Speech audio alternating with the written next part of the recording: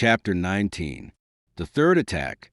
Now that this treasure, which had so long been the object of the abbé's meditations, could ensure the future happiness of him whom Faria really loved as a son, it had doubled its value in his eyes, and every day he expatiated on the amount, explaining to Dantès all the good which, with 13 or 14 millions of francs, a man could do in these days to his friends.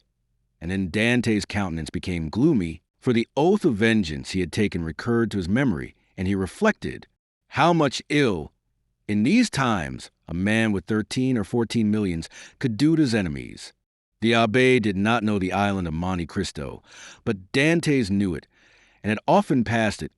Situated 25 miles from Pianosa, between Corsica and the island of Elba, and had once touched there, this island was, always had been, and still is, completely deserted. It is a rock of almost conical form, which looks as though it had been thrust up by volcanic force from the depth to the surface of the ocean. Dantès drew a plan of the island for Faria, and Faria gave Dantès advice as to the means he should employ to recover the treasure. But Dantès was far from being as enthusiastic and confident as the old man. It was past a question now that Faria was not a lunatic, and the way in which he had achieved the discovery, which had given rise to the suspicion of his madness, increased Edmond's admiration of him. But at the same time, Dantès could not believe that the deposit, supposing it ever existed, still existed. And though he considered the treasure as by no means chimerical, he yet believed it was no longer there. However, as if fate resolved on depriving the prisoners of their last chance, and making them understand that they were condemned to perpetual imprisonment, a new misfortune befell them. The gallery on the seaside, which had long been in ruins, was rebuilt. They had repaired it completely and stopped up with vast masses of stone. The whole Dantès had partly filled in. But for this precaution which, it will be remembered, the abbé had made to Edmond, the misfortune would have been still greater, for their attempt to escape would have been detected, and they would undoubtedly have been separated. Thus a new, a stronger, and more inexorable barrier was interposed to cut off the realization of their hopes.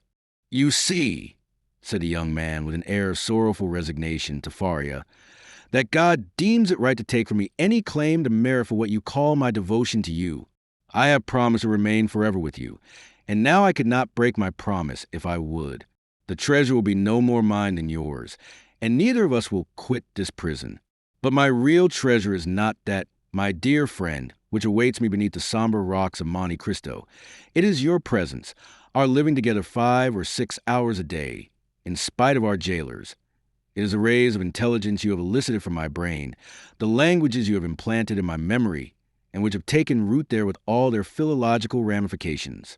These different sciences that you have made so easy to me by the depth of the knowledge you possess of them, and the clearness of the principles to which you have reduced them.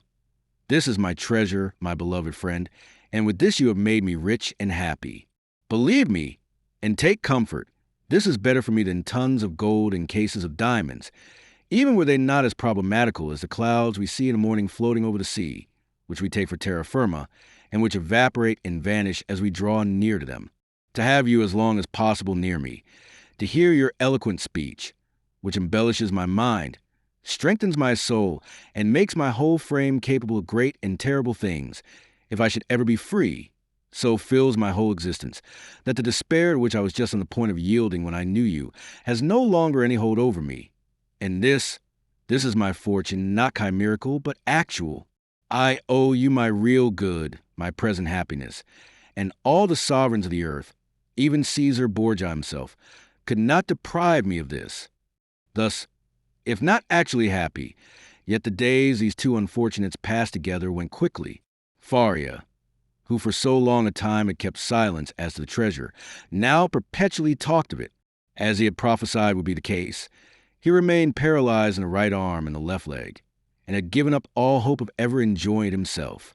But he was continually thinking over some means of escape for his young companion, and anticipating the pleasure he would enjoy. For fear the letter might be some day lost or stolen, he compelled Dantès to learn it by heart, and Dantès knew from the first to the last word. Then he destroyed the second portion, assured that if the first were seized, no one would be able to discover its real meaning. Whole hours sometimes passed while Faria was giving instructions to Dantès, instructions which were to serve him when he was at liberty.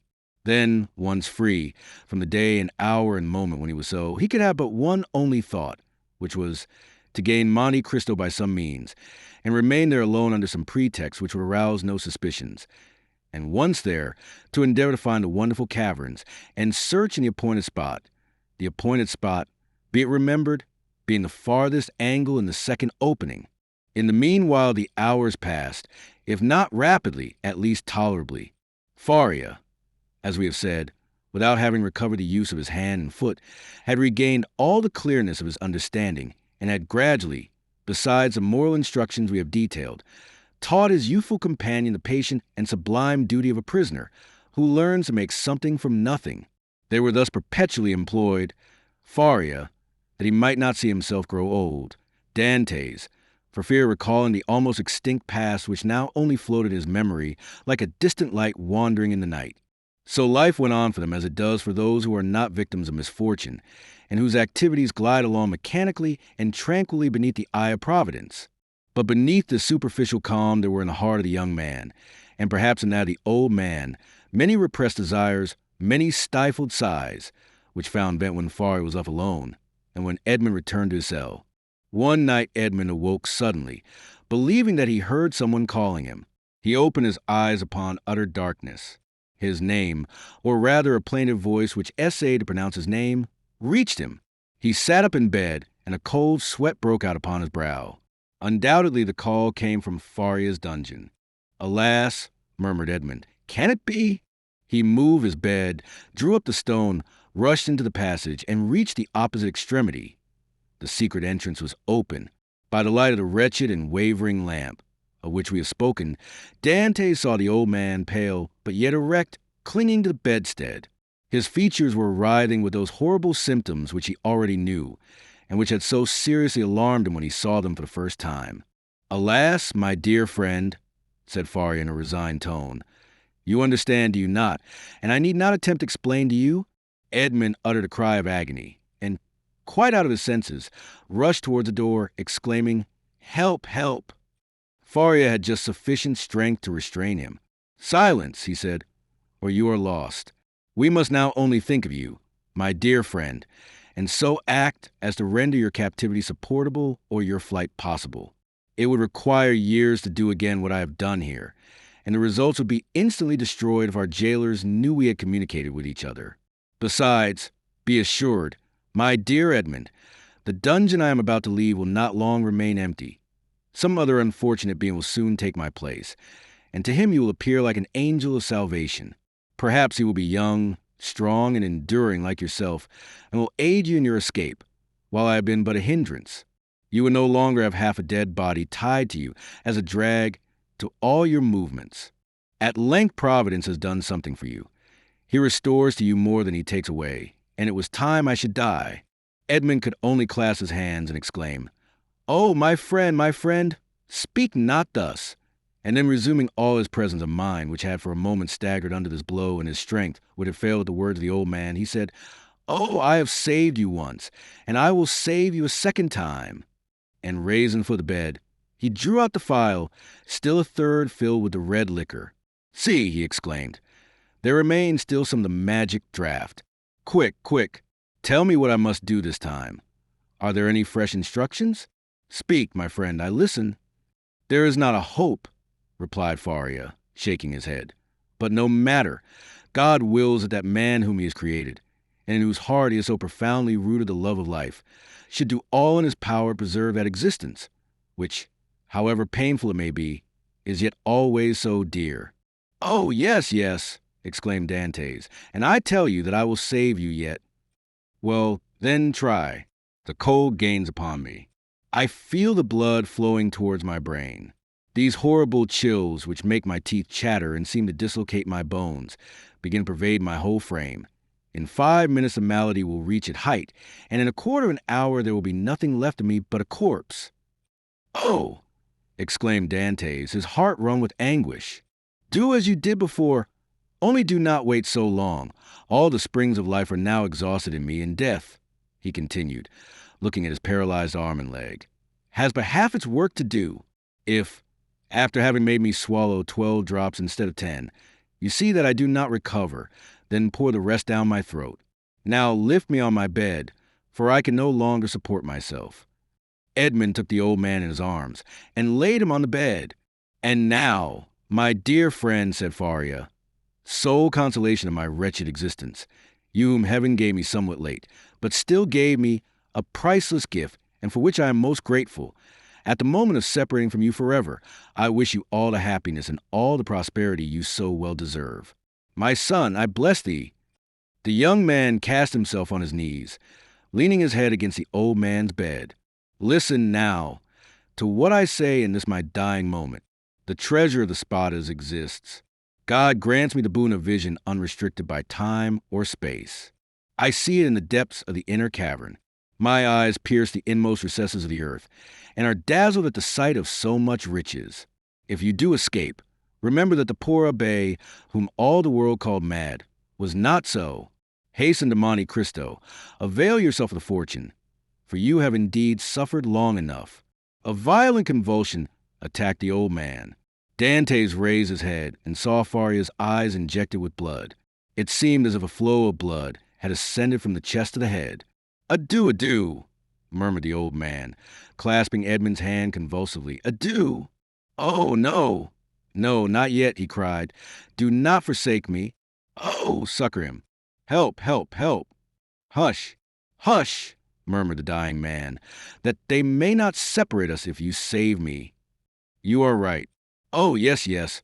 Be assured I shall save you. Besides, although you suffer much, you do not seem to be in such agony as you were before.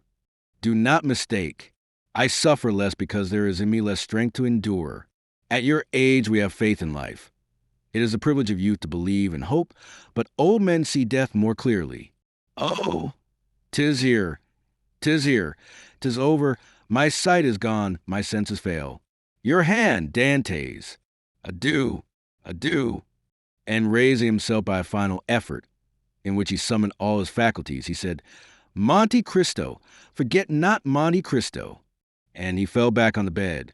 The crisis was terrible, and a rigid form with twisted limbs, swollen eyelids, and lips flecked with bloody foam lay on the bed of torture, in place of the intellectual being who so lately rested there.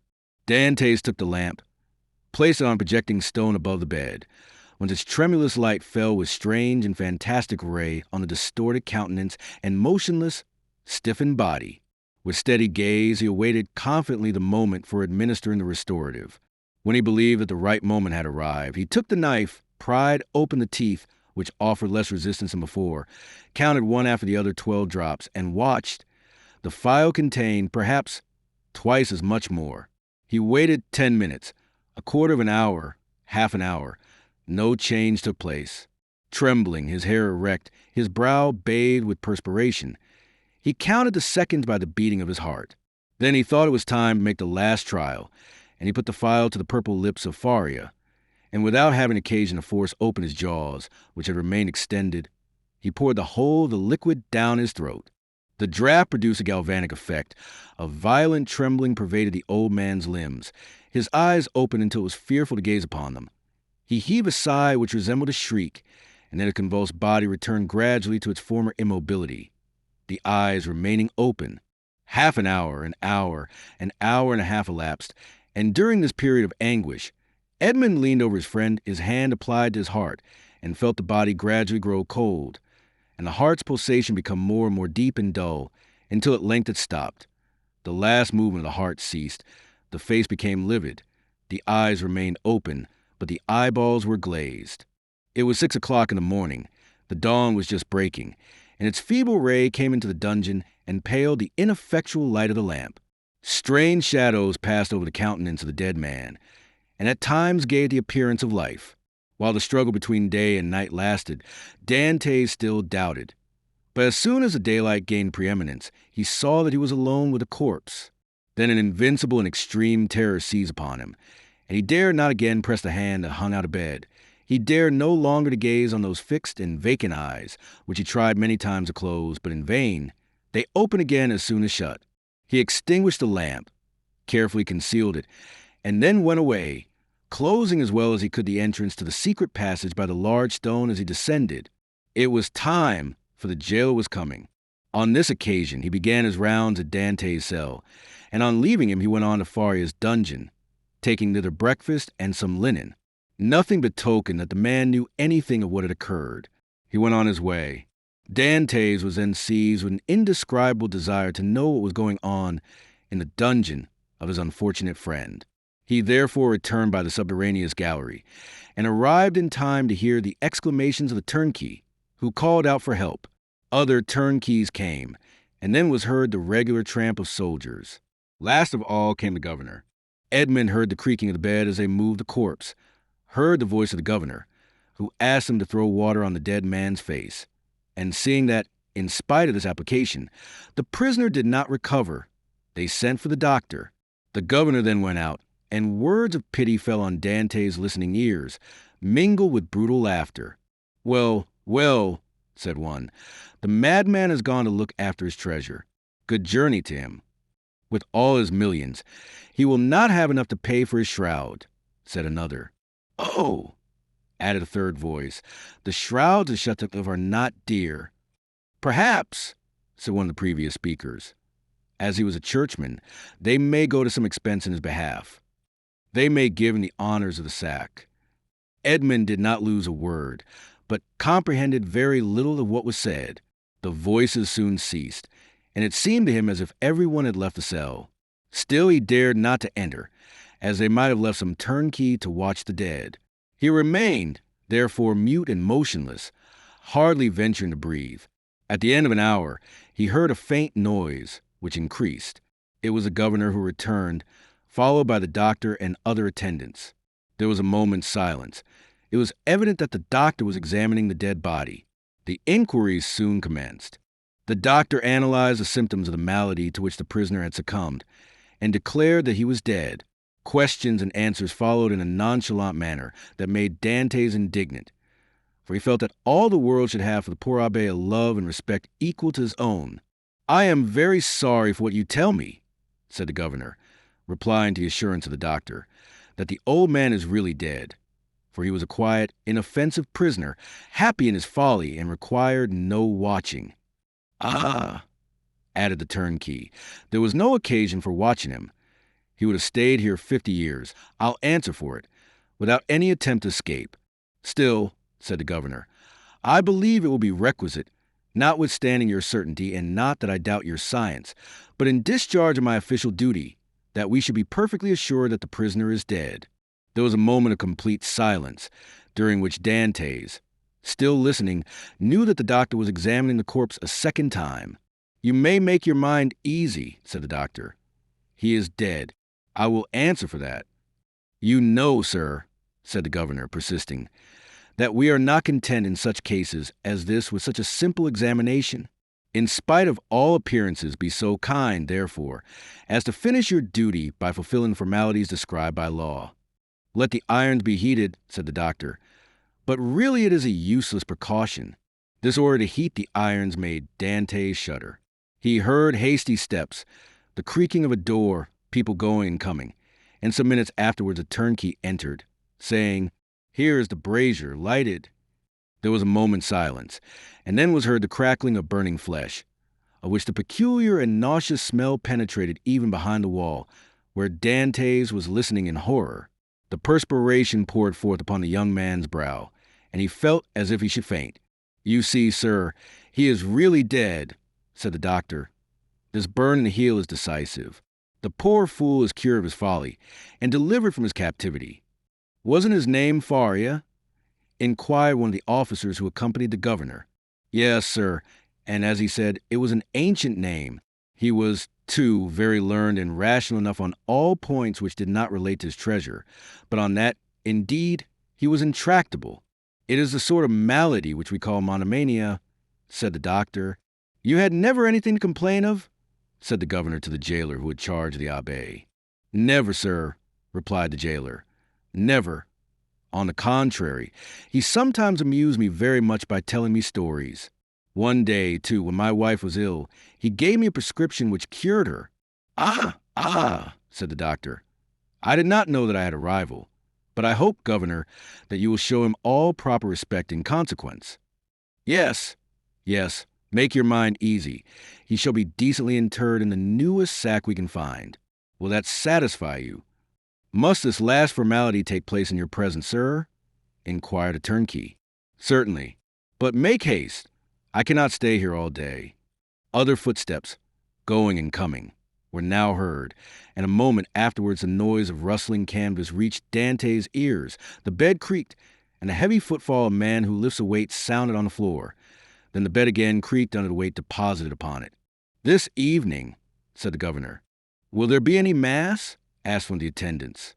"That is impossible," replied the governor. "The chaplain of the Château came to me yesterday to beg for leave of absence in order to take a trip to Hyères for a week. I told him I would attend to the prisoners in his absence. If the poor abbé had not been in such a hurry, he might have had his requiem." "Pooh, pooh," said the doctor, with the impiety usual in persons of his profession. "He is a churchman. God will respect his profession, and not give the devil the wicked delight of sending him a priest." A shout of laughter followed this brutal jest. Meanwhile, the operation of putting the body in the sack was going on. "This evening," said the governor, when the task was ended. "At what hour?" inquired a turnkey. "Why, about 10 or 11 o'clock. Shall we watch by the corpse? Of what use would it be? Shut the dungeon as if he were alive. That is all." Then the steps retreated, and the voices died away in the distance. The noise of the door, with its creaking hinges and bolts, ceased, and a silence more somber than that of solitude ensued. The silence of death, which was all-pervasive and struck its icy chill to the very soul of Dantès. Then he raised a flagstone cautiously with his head, and looked carefully around the chamber. It was empty, and Dantès emerged from the tunnel. Chapter 20. The cemetery of the Château d'If. On the bed at full length, and faintly illuminated by the pale light that came from the window, lay a sack of canvas, and under its rude folds was stretched a long and stiffened form. It was Faria's last winding sheet, a winding sheet which, as the turnkey said, cost so little. Everything was in readiness. A barrier had been placed between Dantès and his old friend. No longer could Edmond look into those wide-open eyes which had seemed to be penetrating the mysteries of death. No longer could he clasp the hand which had done so much to make his existence blessed. Faria, the beneficent and cheerful companion, with whom he was accustomed to live so intimately, no longer breathed. He seated himself on the edge of that terrible bed, and fell into melancholy and gloomy reverie. Alone, he was alone again condemned to silence, again face to face with nothingness. Alone, never again to see the face, never again to hear the voice of the only human being who united him to earth. Was not Faria's fate the better, after all, to solve the problem of life at its source, even at the risk of horrible suffering? The idea of suicide, which his friend had driven away, and kept away by his cheerful presence, now hovered like a phantom over the abbé's dead body. "If I could die," he said, "I should go where he goes, and should assuredly find him again. But how to die? It is very easy," he went on with a smile. "I will remain here, rush on the first person that opens the door, strangle him, and then they will guillotine me. But excessive grief is like a storm at sea, where the frail bark is tossed from the depths to the top of the wave." Dantès recoiled from the idea of so infamous a death, and passed suddenly from despair to an ardent desire for life and liberty. "Die? Oh, no," he exclaimed. "Not die now, after having lived and suffered so long and so much. Die? Yes, had I died years ago. But now to die would be, indeed, to give way to the sarcasm of destiny. No, I want to live. I shall struggle to the very last. I will yet win back the happiness of which I have been deprived. Before I die, I must not forget that I have my executioners to punish, and perhaps, too, who knows, some friends to reward. Yet they will forget me here, and I shall die in my dungeon like Faria." As he said this, he became silent and gazed straight before him like one overwhelmed with a strange and amazing thought. Suddenly he arose, lifted his hand to his brow as if his brain were giddy, paced twice or thrice round the dungeon, and then paused abruptly by the bed. "Just God," he muttered. "Whence comes this thought? Is it from thee? Since none but the dead pass freely from this dungeon, let me take the place of the dead." Without giving himself time to reconsider his decision, and indeed that he might not allow his thoughts to be distracted from his desperate resolution, he bent over the appalling shroud, opened it with the knife which Faria had made, drew the corpse from the sack, and bore it along the tunnel to his own chamber, laid it on his couch, tied around his head the rag he wore at night around his own, covered it with his counterpane, once again kissed the ice-cold brow, and tried vainly to close the resisting eyes, which glared horribly, turned the head towards a wall, so that the jailer might, when he brought the evening meal, believe that he was asleep, as was his frequent custom, entered the tunnel again, drew the bed against the wall, returned to the other cell, took from the hiding place the needle and thread, flung off his rags, that they might feel only naked flesh beneath the coarse canvas, and getting inside the sack, placed himself in the posture in which the dead body had been laid, and sewed up the mouth of the sack from the inside. He would have been discovered by the beating of his heart. If by any mischance the jailers had entered at that moment, Dantès might have waited until the evening visit was over, but he was afraid that the governor would change his mind and order the dead body to be removed earlier. In that case, his last hope would have been destroyed. Now his plans were fully made, and this is what he intended to do. If while he was being carried out the grave diggers should discover that they were buried alive instead of a dead body, Dantès did not intend to give them time to recognize him. But with a sudden cut of the knife, he meant to open the sack from top to bottom and, profiting by their alarm, escape. If they tried to catch him, he would use his knife to better purpose. If they took him to the cemetery and laid him in a grave, he would allow himself to be covered with earth. And then, as it was night, the grave diggers could scarcely have turned their backs before he would have worked his way through the yielding soil and escaped. He hoped that the weight of earth would not be so great that he could not overcome it. If he was detected in this and the earth proved too heavy, he would be stifled, and then, so much the better, all would be over. Dantès had not eaten since the preceding evening, but he had not thought of hunger, nor did he think of it now. His situation was too precarious to allow him even time to reflect on any thought but one. The first risk that Dantès ran was that the jailer, when he brought him his supper at 7 o'clock, might perceive the change that had been made. Fortunately, 20 times at least, from misanthropy or fatigue, Dantès had received his jailer in bed, and then the man placed his bread and soup on the table and went away without saying a word. This time the jailer might not be as silent as usual, but speak to Dantès, and seeing that he received no reply, go to the bed, and thus discover all. When 7 o'clock came, Dantès' agony really began.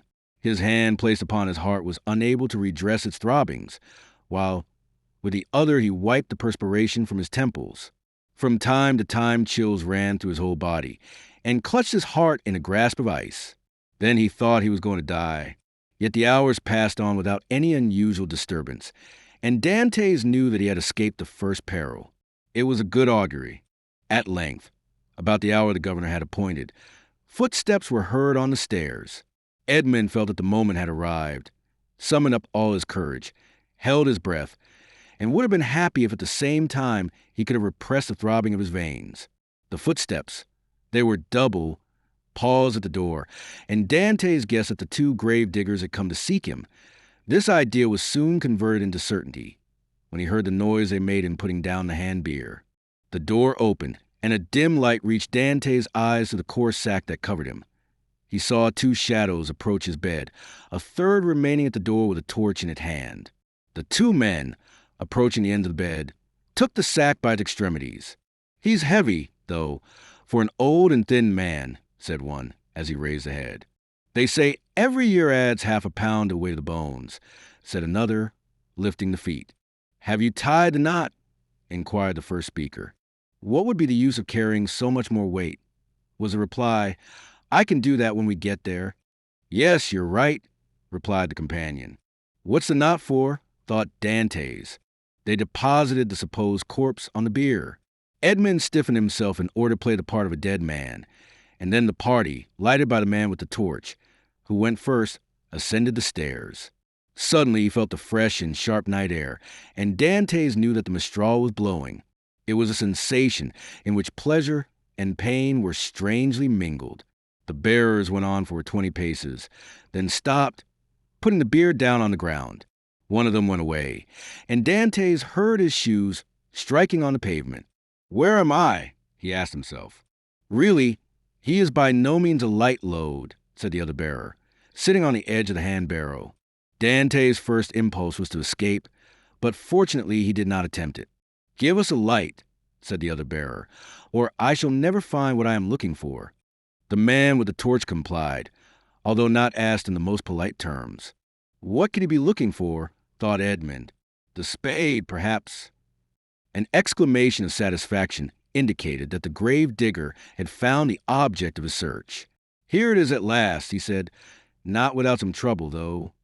"Yes," was the answer, "but it has lost nothing by waiting."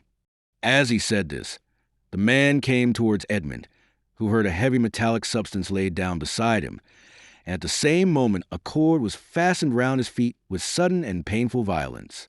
"Well, have you tied the knot?" inquired the gravedigger, who was looking on. "Yes, and pretty tight, too, I can tell you," was the answer. "Move on, then." And the bier was lifted once more, and they proceeded. They advanced 50 paces farther, and then stopped to open a door, then went forward again. The noise of the waves dashing against the rocks on which the chateau is built reached Dantès' ear distinctly as they went forward. "Bad weather," observed one of the bearers. "Not a pleasant night for a dip in the sea." "Why, yes, the abbé runs a chance of being wet," said the other, and then there was a burst of brutal laughter. Dantès did not comprehend the jest, but his hair stood erect on his head. "Well, here we are at last," said one of them. A little farther," said the other. "You know very well that the last was stopped on his way, dashed on the rocks, and the governor told us next day that we were careless fellows." They ascended 5 or 6 more steps, and then Dantès felt that they took him, one by the head and the other by the heels, and swung him to and fro. "1," said the grave diggers. "2, 3, and at the same instant Dantès felt himself flung into the air like a wounded bird, falling, with a rapidity that made his blood curdle. Although drawn downwards by the heavy weight which hastened his rapid descent, it seemed to him as if the fall lasted for a century. At last, with a horrible splash, he darted like an arrow into the ice-cold water, and as he did so he uttered a shrill cry, stifled a moment by his immersion beneath the waves. Dantès had been flung into the sea, and was dragged into its depths by a 36-pound shot tied to his feet. The sea is the cemetery of the Château d'If. Chapter 21. The Island of Tiboulen. Dantès, although stunned and almost suffocated, had sufficient presence of mind to hold his breath, and as his right hand, prepared as he was for every chance, held his knife open, he rapidly ripped up the sack, extricated his arm and then his body. But in spite of all his efforts to free himself from the shot, he felt it dragging him down still lower. He then bent his body, and by a desperate effort severed the cord that bound his legs at the moment when it seemed as if he were actually strangled. With a mighty leap, he rose to the surface of the sea, while the shot dragged down to the depths of the sack that had so nearly become his shroud. Dantès waited only to get breath, and then dived in order to avoid being seen. When he arose a second time, he was 50 paces from where he had first sunk. He saw overhead a black and tempestuous sky, across which the wind was driving clouds that occasionally suffered a twinkling star to appear. Before him was a vast expanse of waters, somber and terrible, whose waves foamed and roared as if before the approach of a storm. Behind him, blacker than the sea, blacker than the sky, rose phantom-like the vast stone structure, whose projecting crags seemed like arms extended to seize their prey, and on the highest rock was a torch lighting 2 figures. He fancied that these 2 forms were looking at the sea. Doubtless these strange grave-diggers had heard his cry. Dantès dived again, and remained a long time beneath the water. This was an easy feat to him, for he usually attracted a crowd of spectators in the bay before the lighthouse at Marseilles when he swam there, and was unanimously declared to be the best swimmer in the port. When he came up again, the light had disappeared. He must now get his bearings. Ratonneau and Pomg are the nearest islands of all those that surround the Château d'If, but Ratonneau and Pomg are inhabited, as is also the islet of Daume. Tiboulen and Le Maire were therefore the safest for Dantès' venture. The island of Tiboulen and Le Maire are a league from the Château d'If. Dantès, nevertheless, determined to make for them. But how could he find his way in the darkness of the night? At this moment he saw the light of Planier, gleaming in front of him like a star. By leaving this light on the right, He kept the island of Tibelin a little on the left. By turning to the left, therefore, he would find it. But, as we have said, it was at least a league from the Château d'If to this island. Often in prison Faria had said to him, when he saw him idle and inactive, "Dantès, you must not give way to this listlessness. You'll be drowned if you seek to escape, and your strength has not been properly exercised and prepared for exertion." These words rang in Dantès' ears, even beneath the waves. He hastened to cleave his way through them to see if he had not lost his strength. He found with pleasure that his captivity had taken away nothing of his power, and that he was still master of that element on whose bosom he had so often sported as a boy. Fear, that relentless pursuer, clogged Dantès' efforts. He listened for any sound that might be audible, and every time that he rose to the top of a wave, he scanned the horizon and strove to penetrate the darkness. He fancied that every wave behind him was a pursuing boat, and he redoubled his exertions, increasing rapidly his distance from the chateau, but exhausting his strength. He swam on still, and already the terrible chateau had disappeared in the darkness. He could not see it, but he felt its presence. An hour passed, during which Dantès, excited by the feeling of freedom, continued to cleave the waves. "Let us see," said he. "I have swum above an hour, but as the wind is against me, that has retarded my speed. However, if I am not mistaken, I must be close to Tibelin. But what if I were mistaken?" A shudder passed over him. He sought to tread water in order to rest himself, but the sea was too violent, and he felt that he could not make use of this means of recuperation. "Well," said he, "I will swim on until I am worn out or the cramp seizes me, and then I shall sink," and he struck out with the energy of despair. Suddenly the sky seemed to him to become still darker and more dense, and heavy clouds seemed to sweep down toward him. At the same time, he felt sharp pain in his knee.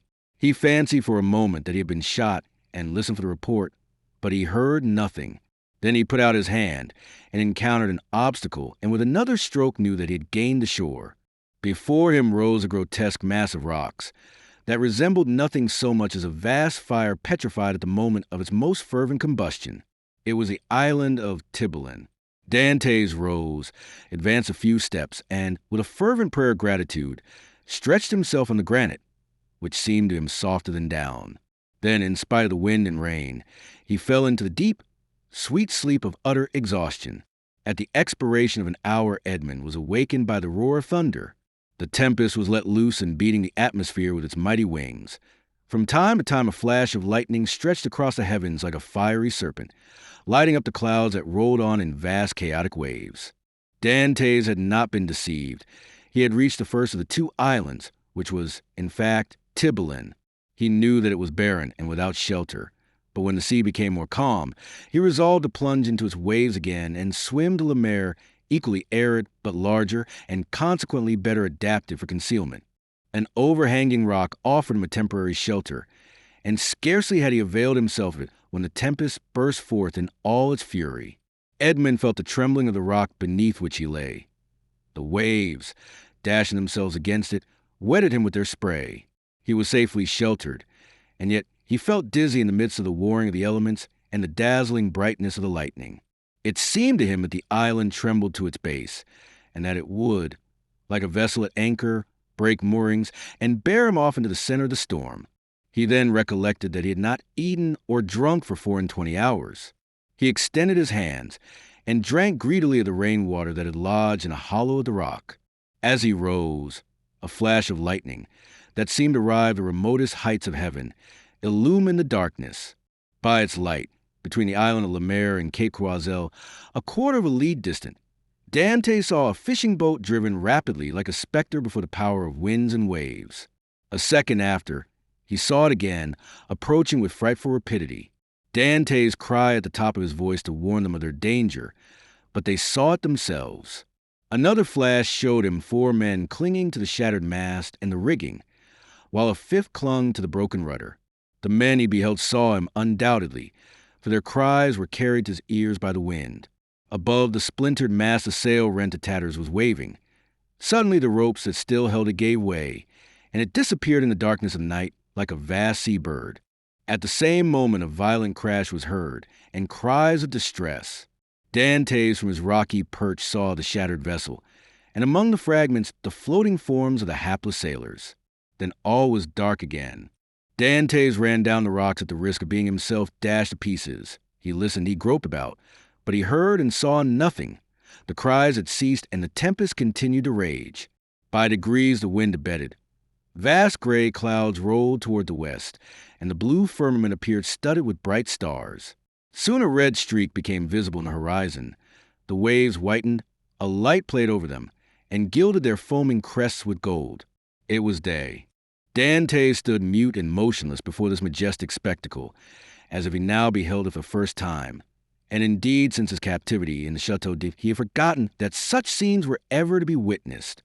He turned toward the fortress and looked at both sea and land. The gloomy building rose from the bosom of the ocean with imposing majesty and seemed to dominate the scene. It was about 5 o'clock. The sea continued to get calmer. In 2 or 3 hours, thought Dantès, the turnkey will enter my chamber, find the body of my poor friend, recognize it, seek for me in vain, and give the alarm. Then the tunnel will be discovered. The men who cast me into the sea and who must have heard the cry uttered will be questioned. Then boats filled with armed soldiers will pursue the wretched fugitive. The cannon will warn everyone to refuse shelter to a man wandering about naked and famished. The police of Marseilles will be on the alert by land, whilst the governor pursues me by sea. I am cold, I am hungry. I have lost even the knife that saved me. Oh, my God, I have suffered enough surely. Have pity on me, and do for me what I am unable to do for myself. As Dantès, his eyes turned in the direction of the Château, uttered this prayer, he saw off the farther point of the island of Pumg a small vessel with lateen sails skimming the sea like a gull in search of prey, and with his sailors I knew it to be a Genoese tartan. She was coming out of Marseilles harbor, and was standing out to sea rapidly, her sharp prow cleaving through the waves. "Oh!" cried Edmond. "To think that in half an hour I could join her. Did I not fear being questioned, detected, and conveyed back to Marseilles? What can I do? What story can I invent? Under pretext of trading along the coast, these men, who are in reality smugglers, will prefer selling me to doing a good action. I must wait, but I cannot. I am starving. In a few hours my strength will be utterly exhausted. Besides, perhaps I have not been missed at the fortress. I can pass as one of the sailors wrecked last night. My story will be accepted, for there is no one left to contradict me." As he spoke, Dantès looked toward the spot where the fishing vessel had been wrecked, and started. The red cap of one of the sailors hung to a point of the rock, and some timbers that had formed part of the vessel's keel floated at the foot of the crag. In an instant Dantès' plan was formed. He swam to the cap, placed it on his head, seized one of the timbers, and struck out so as to cut across the course the vessel was taking. "I am saved," murmured he, and this conviction restored his strength. He soon saw that the vessel, with the wind dead ahead, was tacking between the Château and the Tower of Planier. For an instant he feared lest, instead of keeping in shore, she should stand out to sea. But he soon saw that she would pass, like most vessels bound for Italy, between the islands of Jaros and Calaserane. However, the vessel and the swimmer insensibly neared one another, and in one of its tacks the tartan bore down within a quarter of a mile of him. He rose on the waves, making signs of distress. But no one on board saw him, and the vessel stood on another tack. Dantès would have shouted, but he knew that the wind would drown his voice. It was then he rejoiced at his precaution in taking the timber, for without it he would have been unable, perhaps, to reach the vessel, certainly to return to shore, should he be unsuccessful in attracting attention. Dantès, though almost sure as to what course the vessel would take, had yet watched it anxiously until it tacked and stood towards him. Then he advanced. But before they could meet, the vessel again changed her course. By a violent effort, he rose half out of the water, waving his cap and uttering a loud shout peculiar to sailors. This time he was both seen and heard, and the tartan instantly steered towards him. At the same time, he saw they were about to lower the boat. An instant after, the boat, rowed by 2 men, advanced rapidly towards him. Dantès let go of the timber, which he now thought to be useless, and swam vigorously to meet them. But he had reckoned too much upon his strength, and then he realized how serviceable the timber had been to him. His arms became stiff, his legs lost their flexibility, and he was almost breathless. He shouted again. The two sailors redoubled their efforts, and one of them cried in Italian, "Courage!" The word reached his ear as a wave, which he no longer had the strength to surmount, passed over his head. He rose again to the surface, struggled with the last desperate effort of a drowning man, uttered a third cry, and felt himself sinking, as if the fatal cannon shot were again tied to his feet. The water passed over his head, and the sky turned gray. A convulsive movement again brought him to the surface. He felt himself seized by the hair. Then he saw and heard nothing. He had fainted. When he opened his eyes, Dantès found himself on the deck of the tartan. His first care was to see what course they were taking. They were rapidly leaving the Château behind. Dantès was so exhausted that the exclamation of joy he uttered was mistaken for a sigh. As we have said, he was lying on the deck. A sailor was rubbing his limbs with a woolen cloth. Another, whom he recognized as the one who had cried out "Courage!" held a gourd full of rum to his mouth, while the third, an old sailor, at once the pilot and captain, looked on with that egotistical pity men feel for a misfortune that they have escaped yesterday, and which may overtake them tomorrow. A few drops of the rum restored suspended animation, while the friction of his limbs restored their elasticity. "Who are you?" said the pilot in bad French. "I am," replied Dantès, in bad Italian, "a Maltese sailor. We were coming from Syracuse laden with grain. The storm of last night overtook us at Cape Morgiou, and we were wrecked on these rocks." "Where do you come from?" "From these rocks that I had the good luck to cling to while our captain and the rest of the crew were all lost. I saw your vessel, and fearful of being left to perish on a desolate island, I swam off on a piece of wreckage to try and intercept your course. You have saved my life, and I thank you," continued Dantès. "I was lost when one of your sailors caught hold of my hair." "It was I," said a sailor of a frank and manly appearance. "And it was time, for you were sinking." "Yes," returned Dantès, holding out his hand. "I thank you again." "I almost hesitated, though," replied the sailor. "You look more like a brigand than an honest man, with your beard 6 inches and your hair a foot long." Dantès recollected that his hair and beard had not been cut all the time he was at the Château d'If. "Yes," said he, "I made a vow to Our Lady of the Grotto not to cut my hair or beard for 10 years if I were saved in a moment of danger, but today the vow expires." "Now what are we to do with you?" said the captain. "Alas, anything you please. My captain is dead. I have barely escaped, but I am a good sailor. Leave me at the first port you make. I shall be sure to find employment. Do you know the Mediterranean? I have sailed over it since my childhood. You know the best harbors? There are few ports that I could not enter or leave with a bandage over my eyes." "I say, captain," said the sailor who had cried "Courage!" to Dantès, "if what he says is true, what hinders his staying with us?" "If he says true," said the captain doubtingly, "but in his present condition he will promise anything, and take his chance of keeping it afterwards." "I will do more than I promise," said Dantès. "We shall see," returned the other, smiling. "Where are you going?" asked Dantès. "To Leghorn." "Then why, instead of tacking so frequently, do you not sail nearer the wind?" "Because we should run straight on to the island of Ryan. You shall pass it by 20 fathoms. Take the helm, and let us see what you know." The young man took the helm, felt to see if the vessel answered the rudder promptly, and seeing that, without being a first-rate sailor, she yet was tolerably obedient. "To the sheets," said he. The 4 seamen, who composed the crew, obeyed, while the pilot looked on. "Haul taut." They obeyed. "Belay." This order was also executed, and the vessel passed, as Dantès had predicted, 20 fathoms to windward. "Bravo," said the captain. "Bravo," repeated the sailors. And they all looked with astonishment at this man whose I now disclosed an intelligence and his body of vigor they had not thought him capable of showing. "You see," said Dantès, quitting the helm, "I shall be of some use to you, at least during the voyage. If you do not want me at Leghorn, you can leave me there, and I will pay you out the first wages I get from my food and the clothes you lend me." "Ah," said the captain, We can agree very well, if you are reasonable. Give me what you give the others, and it will be all right, returned Dantès. That's not fair, said the seaman who had saved Dantès, for you know more than we do. What is that to you, Jacopo?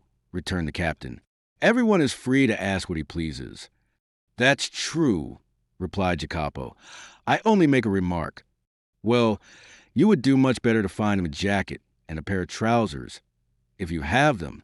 No, said Jacopo, but I have a shirt and a pair of trousers.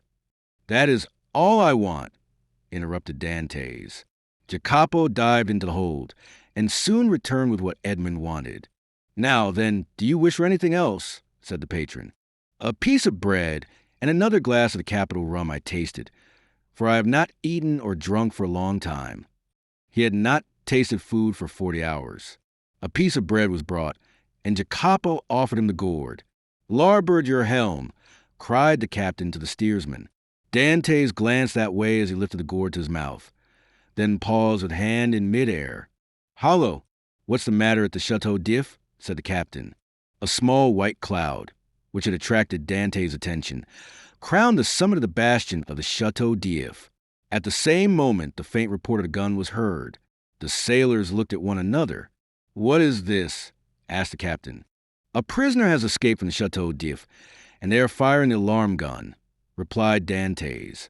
The captain glanced at him, but he had lifted the rum to his lips and was drinking it with so much composure that suspicions, if the captain had any, died away. Pretty strong rum, said Dantès, wiping his brow with his sleeve. At any rate, murmured he, if it be, so much the better, for I have made a rare acquisition. Under pretense of being fatigued, Dantès asked to take the helm. The steersman, glad to be relieved, looked at the captain, and the latter by a sign indicated that he might abandon it to his new comrade. Dantès could thus keep his eyes on Marseilles. What is the day of the month? Asked he of Jacopo, who sat down beside him. The 28th of February. In what year? In what year? You ask me in what year? Yes, replied the young man. I ask you in what year?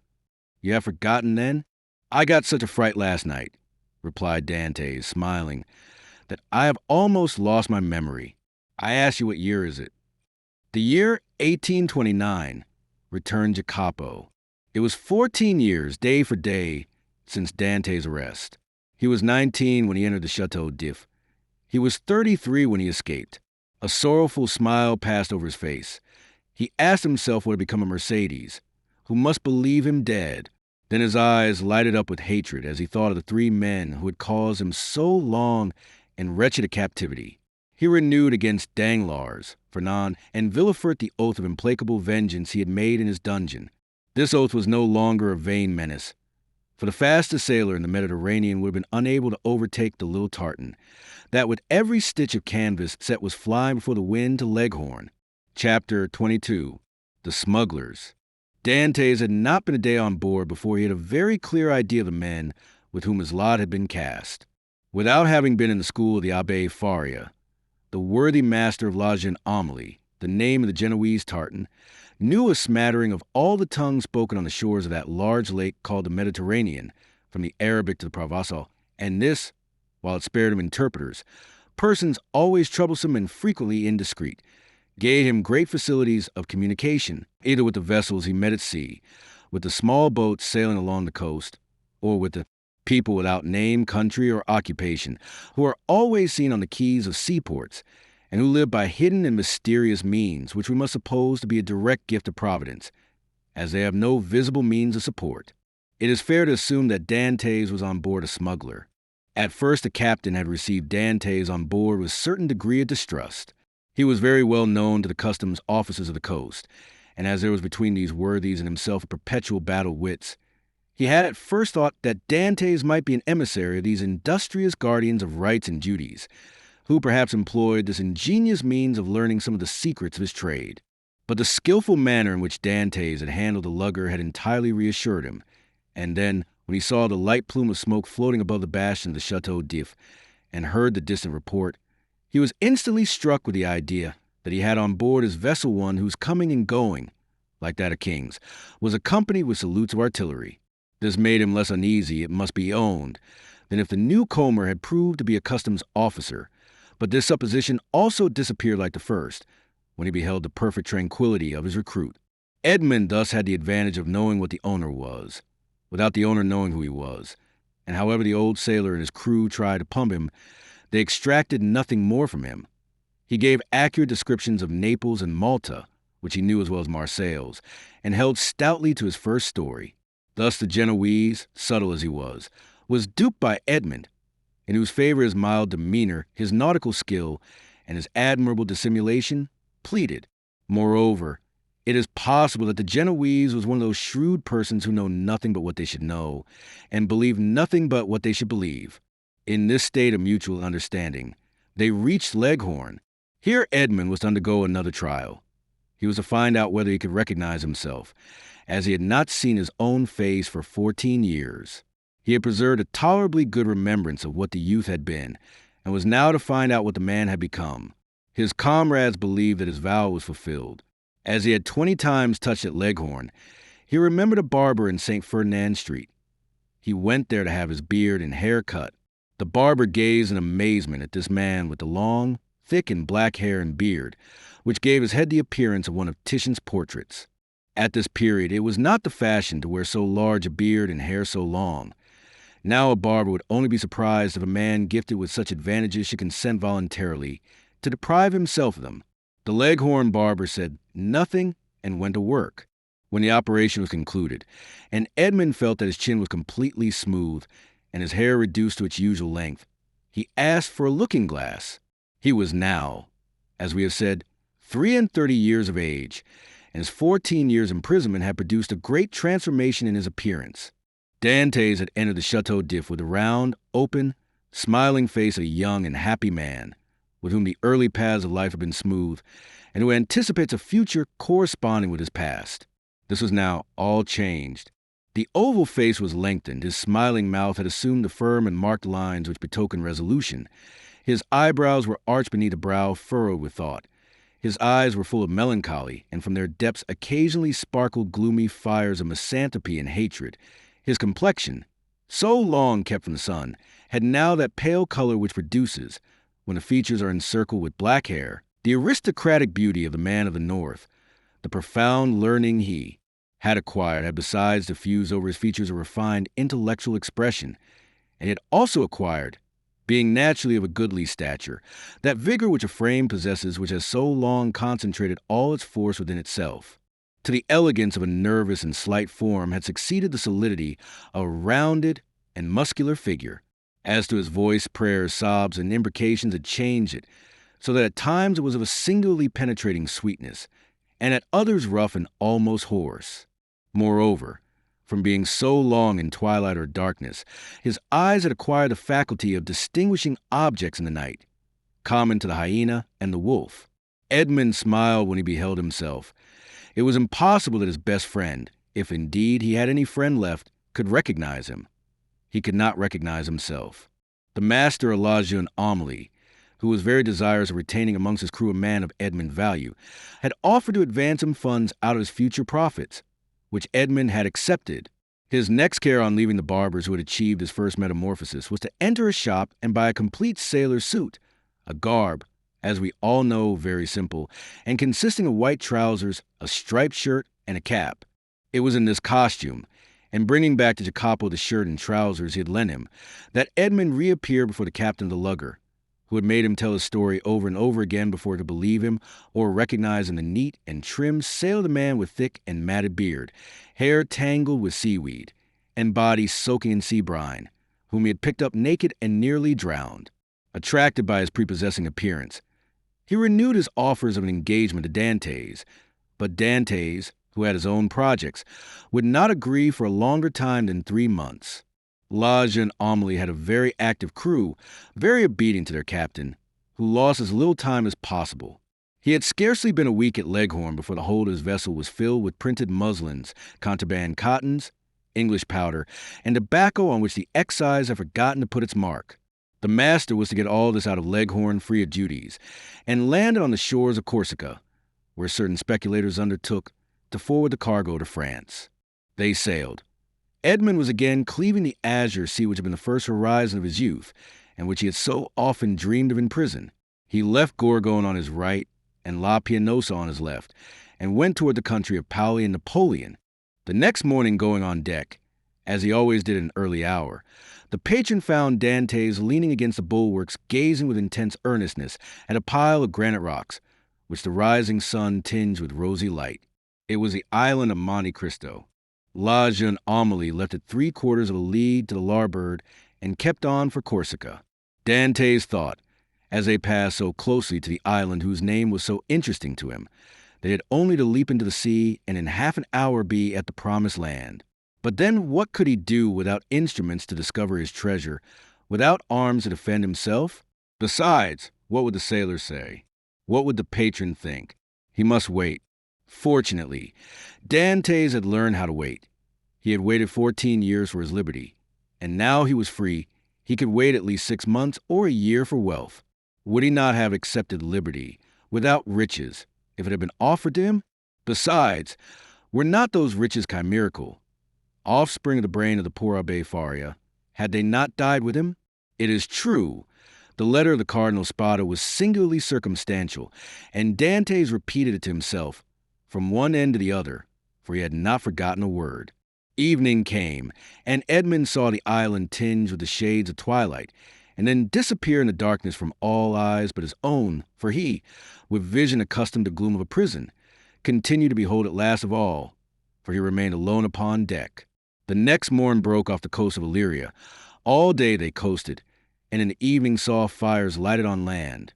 The position of these was no doubt a signal for landing, for a ship's lantern was hung up at the masthead instead of the streamer, and they came to within a gunshot of the shore. Dantès noticed that the captain of La Jeune Amélie had, as he neared the land, mounted 2 small culverins, which, without making much noise, can throw a 4-ounce ball 1,000 paces or so. But on this occasion precaution was superfluous, and everything proceeded with the utmost smoothness and politeness. For shallops came off with very little noise alongside the lugger, which, no doubt, in acknowledgment of the compliment, lowered her own shallop into the sea, and the 5 boats worked so well that by 2 o'clock in the morning all the cargo was out of La Jeune Amélie and on terra firma. The same night, such a man of regularity was the patron of La Jeune Amélie. The profits were divided, and each man had 100 Tuscan livres, or about 80 francs. But the voyage was not ended. They turned the bowsprit toward Sardinia, where they intended to take in a cargo, which was to replace what had been discharged. The second operation was as successful as the first. La Jeune Amélie was in luck. This new cargo was destined for the coast of the Duchy of Lucca, and consisted almost entirely of Havana cigars, sherry, and Malaga wines. There they had a bit of a skirmish in getting rid of the Judies. The excise was, in truth, the everlasting enemy of the patron of La Jeune Amélie. A customs officer was laid low, and 2 sailors wounded. Dantès was one of the latter, a ball having touched him in the left shoulder. Dantès was almost glad of this affray, and almost pleased at being wounded, for they were rude lessons which taught him with what I could view danger, and with what endurance he could bear suffering. He had contemplated danger with a smile, and when wounded had exclaimed with the great philosopher, "Pain, thou art not an evil." He had, moreover, looked upon the customs officer wounded to death, and, whether from heat of blood produced by the encounter or the chill of human sentiment, this sight had made but slight impression upon him. Dantès was on the way he desired to follow, and was moving toward the end he wished to achieve. His heart was in a fair way of petrifying in his bosom. Jacopo, seeing him fall, had believed him killed, and rushing towards him raised him up, and then attended him with all the kindness of a devoted comrade. This world was not then so good as Dr. Pangloss believed it, neither was it so wicked as Dantès thought it, since this man, who had nothing to expect from his comrade but the inheritance of his share of the prize money, manifested so much sorrow when he saw him fall. Fortunately, as we have said, Edmond was only wounded, and with certain herbs gathered at certain seasons, and sold to the smugglers by the old Sardinian women, the wound soon closed. Edmond then resolved to try Jacopo, and offered him in return for his attention a share of his prize money, but Jacopo refused it indignantly. As a result of the sympathetic devotion which Jacopo had from first bestowed on Edmond, the latter was moved to a certain degree of affection.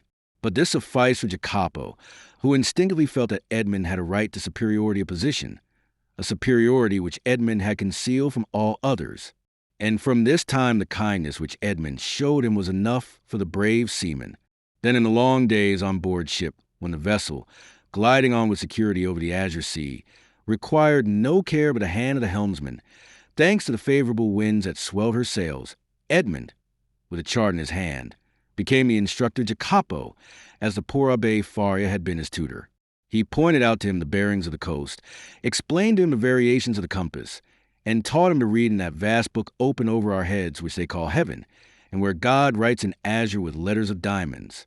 And when Jacopo inquired of him, "What is the use of teaching all these things to a poor sailor like me?" Edmond replied, "Who knows? You may one day be the captain of a vessel. Your fellow countryman, Bonaparte, became emperor. We have forgotten to say that Jacopo was a Corsican." 2 months and a half elapsed in these trips, and Edmond had become as skillful a coaster as he had been a hardy seaman. He had formed an acquaintance with all the smugglers on the coast, and learned all the Masonic signs by which these half-pirates recognize each other. He had passed and repassed his island of Monte Cristo 20 times, but not once had he found an opportunity of landing there. He then formed a resolution. As soon as his engagement with the patron of La Jeune Amélie ended, he would hire a small vessel on his own account, for in his several voyages he had amassed 100 piastres, and under some pretext land at the island of Monte Cristo. Then he would be free to make his researches, not perhaps entirely at liberty, for he would be doubtless watched by those who accompanied him. But in this world we must risk something. Prison had made Edmond prudent, and he was desirous of running no risk whatever. But in vain did he rack his imagination, fertile as it was. He could not devise any plan for reaching the island without companionship. Dantès was tossed about on these doubts and wishes, when the patron, who had great confidence in him, and was very desirous of retaining him in his service, took him by the arm one evening and led him to a tavern on the Via del Oglio, where the leading smugglers of Leghorn used to congregate and discuss affairs connected with their trade. Already Dantès had visited this maritime bourse 2 or 3 times, and seeing all these hardy free traders, who supplied the whole coast for nearly 200 leagues in extent, he had asked himself what power might not that man attain who should give the impulse of his will to all these contrary and diverging minds. This time was a great matter that was under discussion, connected with a vessel laden with Turkey carpets, stuffs of the Levant, and cashmeres. It was necessary to find some neutral ground on which an exchange should be made, and then to try and land these goods on the coast of France. If the venture was successful, the profit would be enormous. There would be a gain of 50 or 60 piastres each for the crew. The patron of La Jeune Amélie proposed as a place of landing the island of Monte Cristo, which being completely deserted, and having neither soldiers nor revenue officers, seemed to have been placed in the midst of the ocean since the time of the heathen Olympus by Mercury, the god of merchants and robbers, classes of mankind which we in modern times have separated if not made distinct, but which antiquity appears to have included in the same category. At the mention of Monte Cristo, Dantès started with joy. He rose to conceal his emotion and took a turn around the smoky tavern, where all the languages of the known world were jumbled in a lingua franca. When he again joined the 2 persons who had been discussing the matter, it had been decided that they should touch at Monte Cristo and set out on the following night. Edmond, being consulted, was of opinion that the island afforded every possible security, and that great enterprises to be well done should be done quickly. Nothing then was altered in the plan, and orders were given to get under way next night, and, wind and weather permitting, to make the neutral island by the following day. Chapter 23. The Island of Monte Cristo. Thus, at length, by one of the unexpected strokes of fortune which sometimes befall those who have for a long time been the victims of an evil destiny, Dantès was about to secure the opportunity he wished for by simple and natural means, and land on the island without incurring any suspicion. 1 night more, and he would be on his way. The night was one of feverish distraction, and in its progress visions, good and evil, passed through Dantès' mind.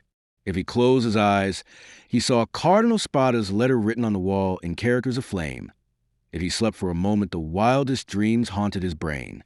He ascended into grottos paved with emeralds, with panels of rubies and the roof glowing with diamond stalactites. Pearls fell drop by drop, as subterranean waters filter in their caves. Edmond, amazed, wonderstruck, filled his pockets with the radiant gems and then returned to daylight, when he discovered that his prizes had all changed into common pebbles.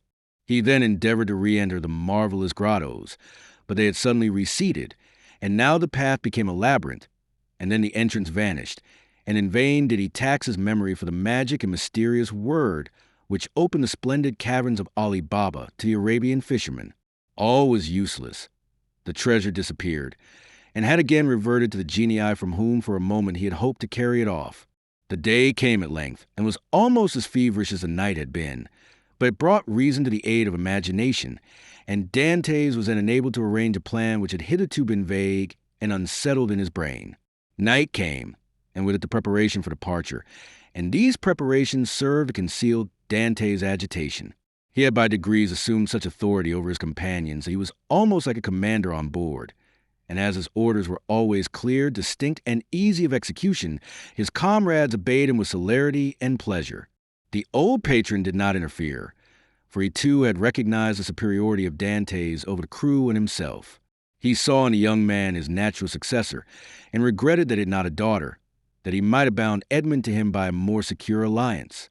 At 7 o'clock in the evening, all was ready, and at 10 minutes past 7, they doubled the lighthouse just as the beacon was kindled.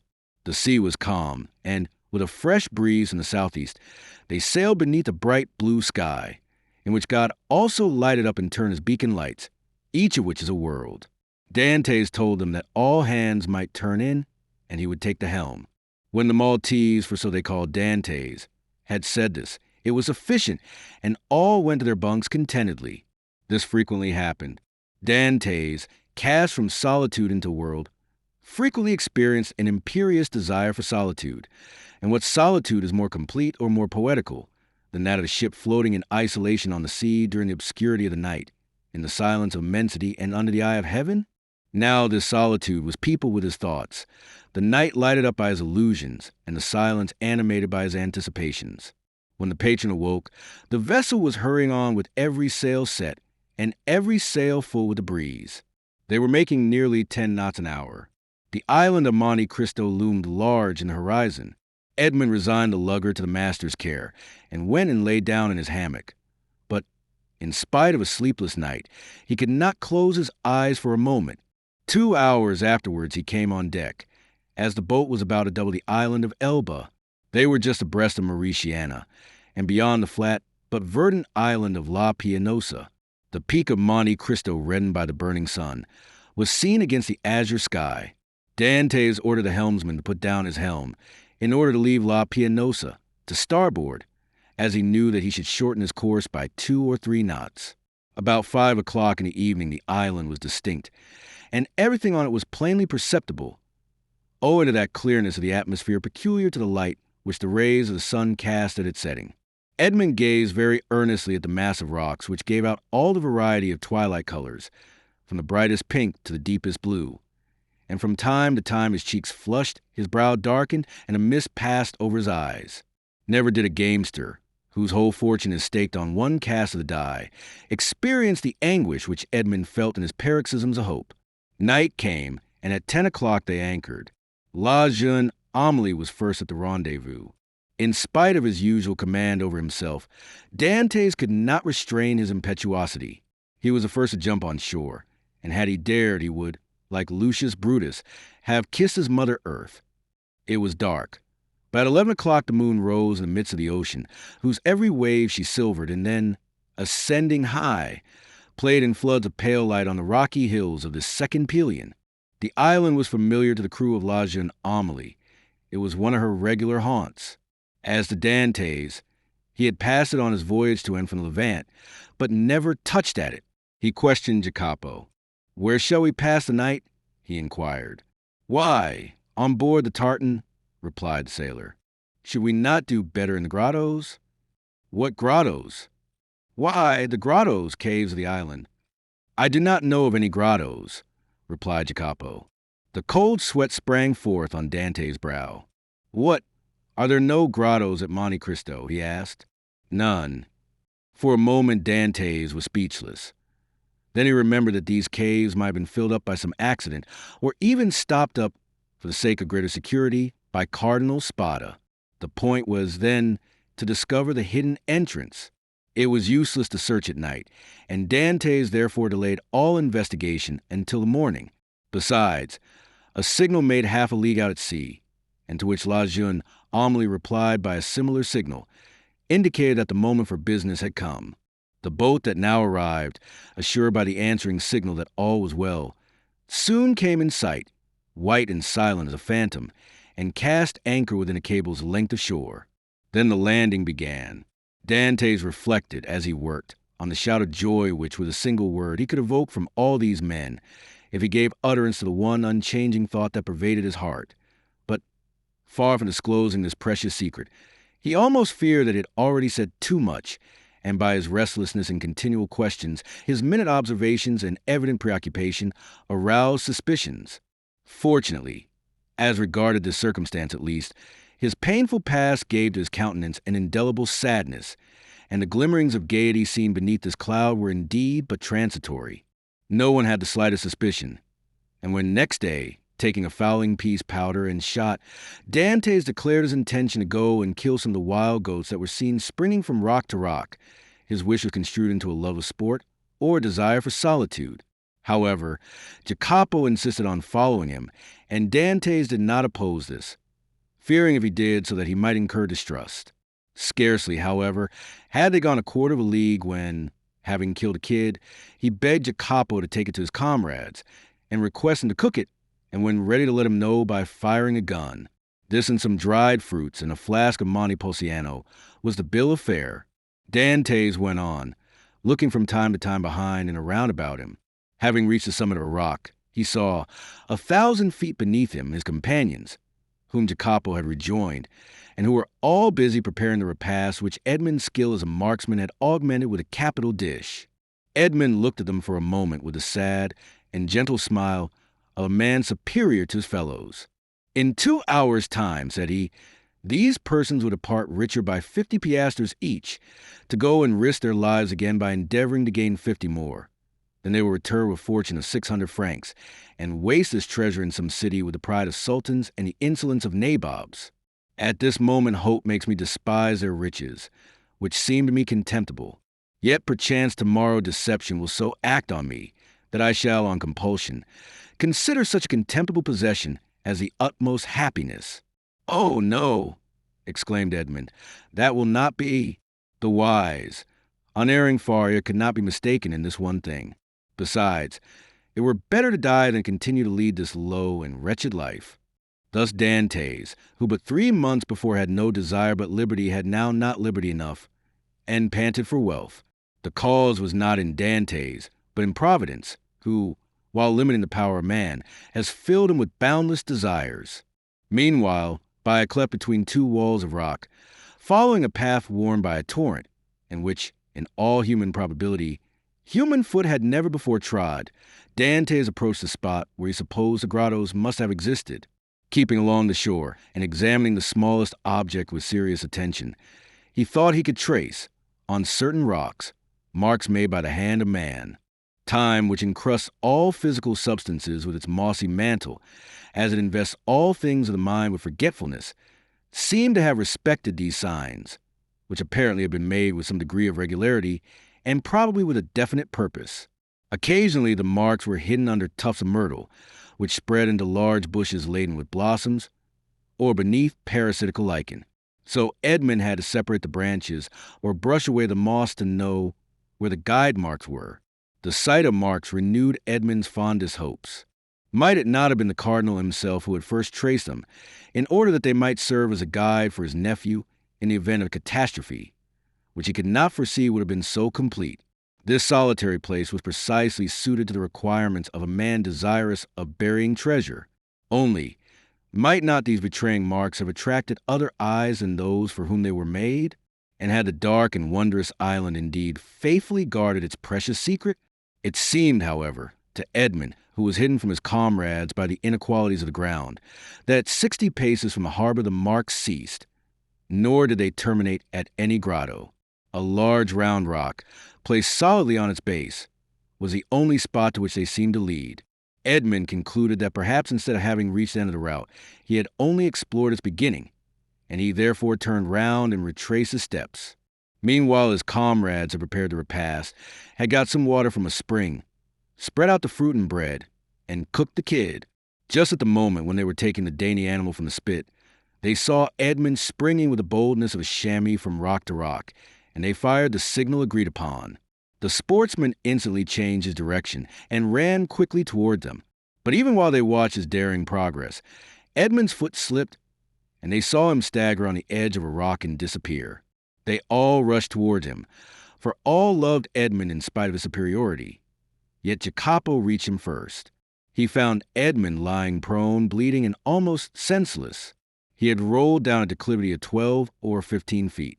They poured a little rum down his throat, and this remedy, which had before been so beneficial to him, produced the same effect as formerly. Edmond opened his eyes, complained of great pain in his knee, a feeling of heaviness in his head, and severe pains in his loins. They wished to carry him to the shore, but when they touched him, although under Jacopo's directions, he declared, with heavy groans, that he could not bear to be moved. It may be supposed that Dantès did not now think of his dinner, but he insisted that his comrades, who had not his reasons for fasting, should have their meal. As for himself, he declared that he had only need of a little rest, and that when they returned he should be easier. The sailors did not require much urging. They were hungry, and the smell of the roasted kid was very savory, and your tars are not very ceremonious. An hour afterwards they returned. All that Edmond had been able to do was to drag himself about a dozen paces forward to lean against a moss-grown rock. But instead of growing easier, Dantès' pains appeared to increase in violence. The old patron, who was obliged to sail in the morning in order to land his cargo on the frontiers of Piedmont and France, between Nice and Frejus, urged Dantès to try and rise. Edmond made great exertions in order to comply, but at each effort he fell back, moaning and turning pale. "He has broken his ribs," said the commander in a low voice. "No matter, he is an excellent fellow, and we must not leave him. We will try and carry him on board the tartan." Dantès declared, however, that he would rather die where he was and undergo the agony which the slightest movement cost him. "Well," said the patron, "let what may happen, it shall never be said that we deserted a good comrade like you. We will not go till evening." This very much astonished the sailors, although not one opposed it. The patron was so strict that this was the first time they had ever seen him give up an enterprise, or even delay in its execution. Dantès would not allow that any such infraction of regular and proper rules should be made in his favor. "No, no," he said to the patron, "I was awkward, and it is just that I pay the penalty of my clumsiness. Leave me a small supply of biscuit, a gun, powder, and balls to kill the kids or defend myself at need, and a pickaxe, that I may build a shelter if you delay in coming back for me." "But you'll die of hunger," said the patron. "I would rather do so," was Edmond's reply, "than suffer the inexpressible agonies which the slightest movement causes me." The patron turned towards his vessel, which was rolling on the swell in the little harbor, and, with sails partly set, would be ready for sea when her toilet should be completed. "What are we to do, Maltese?" asked the captain. "We cannot leave you here so, and yet we cannot stay." "Go, go!" exclaimed Dantès. "We shall be absent at least a week," said the patron, "and then we must run out of our course to come here and take you up again." "Why," said Dantès, "if in 2 or 3 days you hail any fishing boat, desire them to come here to me. I will pay 25 piastres for my passage back to Leghorn. If you do not come across one, return for me." The patron shook his head. "Listen, Captain Baldi. There's one way of settling this," said Jacopo. "Do you go, and I will stay and take care of the wounded man." "And give up your share of the venture," said Edmond, "to remain with me?" "Yes," said Jacopo, and without any hesitation. "You are a good fellow and a kind-hearted messmate," replied Edmond, "and heaven will recompense you for your generous intentions. But I do not wish anyone to stay with me. A day or 2 of rest will set me up, and I hope I shall find among the rocks certain herbs most excellent for bruises." A peculiar smile passed over Dante's lips. He squeezed Jacopo's hand warmly, but nothing could shake his determination to remain, and remain alone. The smugglers left with Edmond what he had requested and set sail, but not without turning about several times, and each time making signs of a cordial farewell, to which Edmond replied with his hand only, as if he could not move the rest of his body. Then, when they had disappeared, he said with a smile, "'Tis strange that it should be among such men that we find proofs of friendship and devotion." Then he dragged himself cautiously to the top of a rock, from which he had a full view of the sea, and thence he saw the tartan complete her preparations for sailing, weigh anchor, and, balancing herself as gracefully as a waterfowl ere it takes to the wing, set sail. At the end of an hour she was completely out of sight. At least, it was impossible for the wounded man to see her any longer from the spot where he was. Then Dantès rose more agile and light than the kid among the myrtles and shrubs of these wild rocks, took his gun in one hand, his pickaxe in the other, and hastened toward the rock on which the marks he had noted terminated. "And now," he exclaimed, remembering the tale of the Arabian fisherman, which Faria had related to him, "now, open sesame." Chapter 24. The Secret Cave. The sun had nearly reached the meridian, and his scorching rays fell full on the rocks, which seemed themselves sensible of the heat. Thousands of grasshoppers, hidden in the bushes, chirped with monotonous and dull note. The leaves of the myrtle and olive trees waved and rustled in the wind. At every step that Edmond took, he disturbed the lizards glittering with the hues of the emerald. Afar off, he saw the wild goats bounding from crag to crag. In a word, the island was inhabited, yet Edmond felt himself alone, guided by the hand of God. He felt an indescribable sensation somewhat akin to dread, that dread of the daylight, which even in the desert makes us fear we are watched and observed. This feeling was so strong that at the moment when Edmond was about to begin his labor, he stopped, laid down his pickaxe, seized his gun, mounted to the summit of the highest rock, and from thence gazed round in every direction. But it was not upon Corsica, the very houses of which he could distinguish, or on Sardinia, or on the island of Elba, with its historical associations, or upon the almost imperceptible line that to the experienced eye of a sailor alone revealed the coast of Genoa the Proud, and Leghorn the Commercial, that he gazed. It was at the brigantine that had left in the morning, and the tartan that had just set sail, that Edmond fixed his eyes. The first was just disappearing in the Straits of Bonifacio. The other, following in opposite direction, was about to round the island of Corsica. This sight reassured him. He then looked at the objects near him. He saw that he was on the highest point of the island, a statue on his vast pedestal of granite, nothing human appearing in sight, while the blue ocean beat against the base of the island and covered it with a fringe of foam. Then he descended with cautious and slow step, for he dreaded lest an accident similar to that he had so adroitly feigned should happen in reality.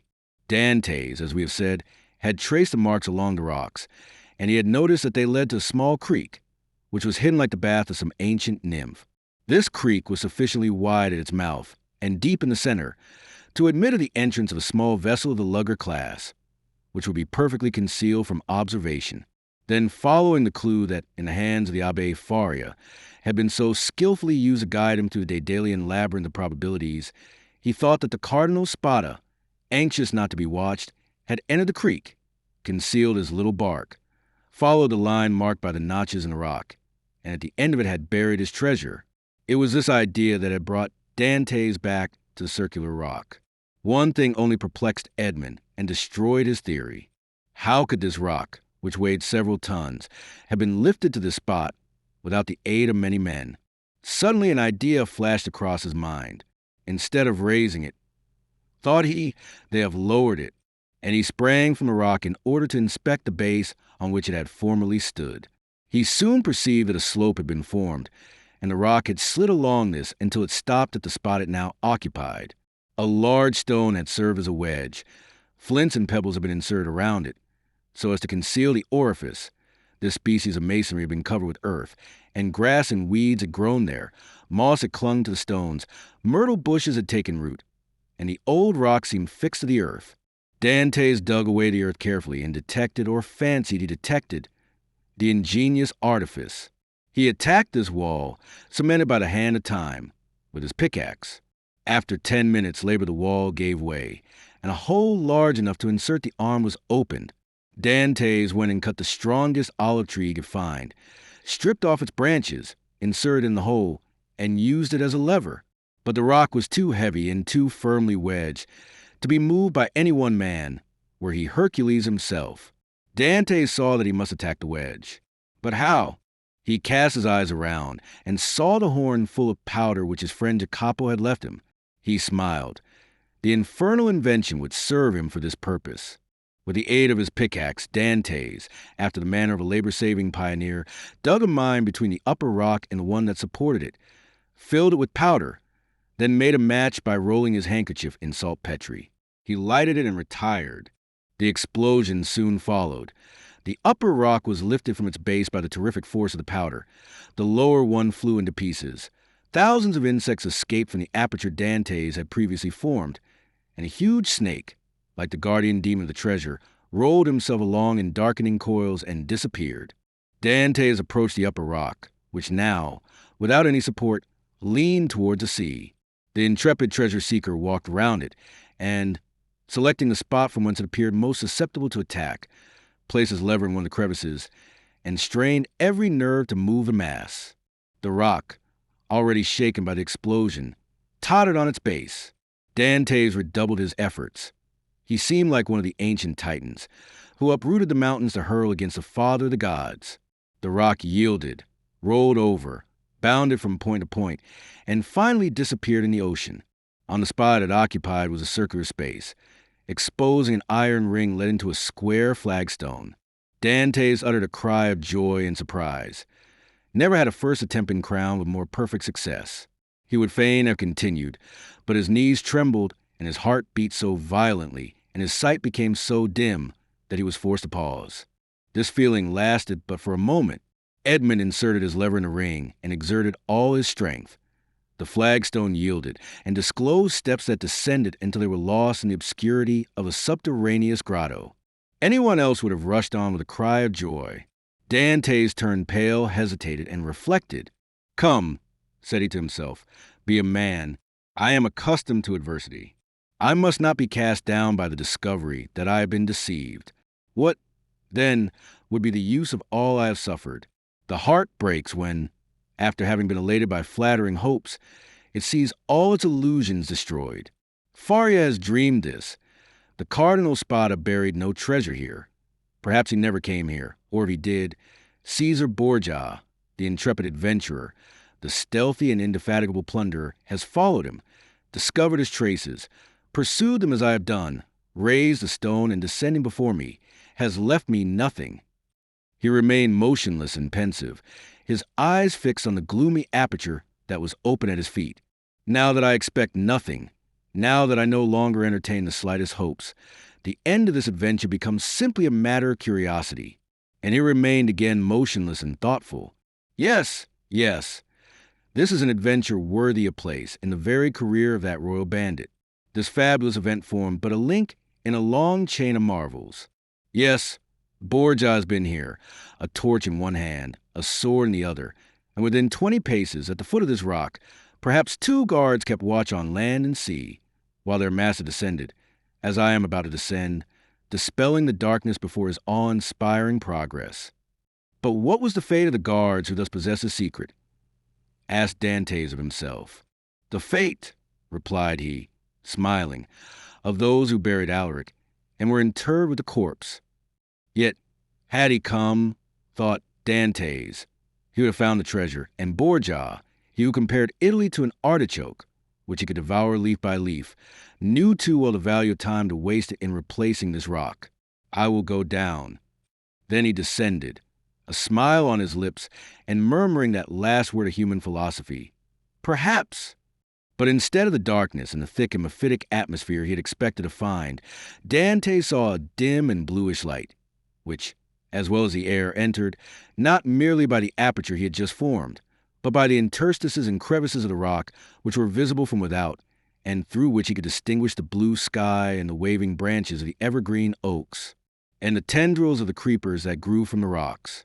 After having stood a few minutes in the cavern, the atmosphere which was rather warm than damp, Dantès' eye, habituated as it was to darkness, could pierce even to the remotest angles of the cavern, which was of granite that sparkled like diamonds. "Alas," said Edmond, smiling, "these are the treasures the cardinal has left. And the good abbé, seeing in a dream these glittering walls, has indulged in fallacious hopes." But he called to mind the words of the will, which he knew by heart. In the farthest angle of the second opening, said the cardinal's will. He had only found the first grotto. He had now to seek the second. Dantès continued his search. He reflected that this second grotto must penetrate deeper into the island. He examined the stones and sounded one part of the wall where he fancied the opening existed, masked for precaution's sake. The pickaxe struck for a moment with a dull sound that drew out of Dantès' forehead large drops of perspiration. At last it seemed to him that one part of the wall gave forth a more hollow and deeper echo. He eagerly advanced, and with the quickness of perception that no one but a prisoner possesses, saw that there, in all probability, the opening must be. However, he, like Caesar Borgia, knew the value of time, and in order to avoid fruitless toil, he sounded all the other walls with his pickaxe, struck the earth with the butt of his gun, and finding nothing that appeared suspicious, returned to that part of the wall whence issued the consoling sound he had before heard. He again struck it, and with greater force. Then a singular thing occurred.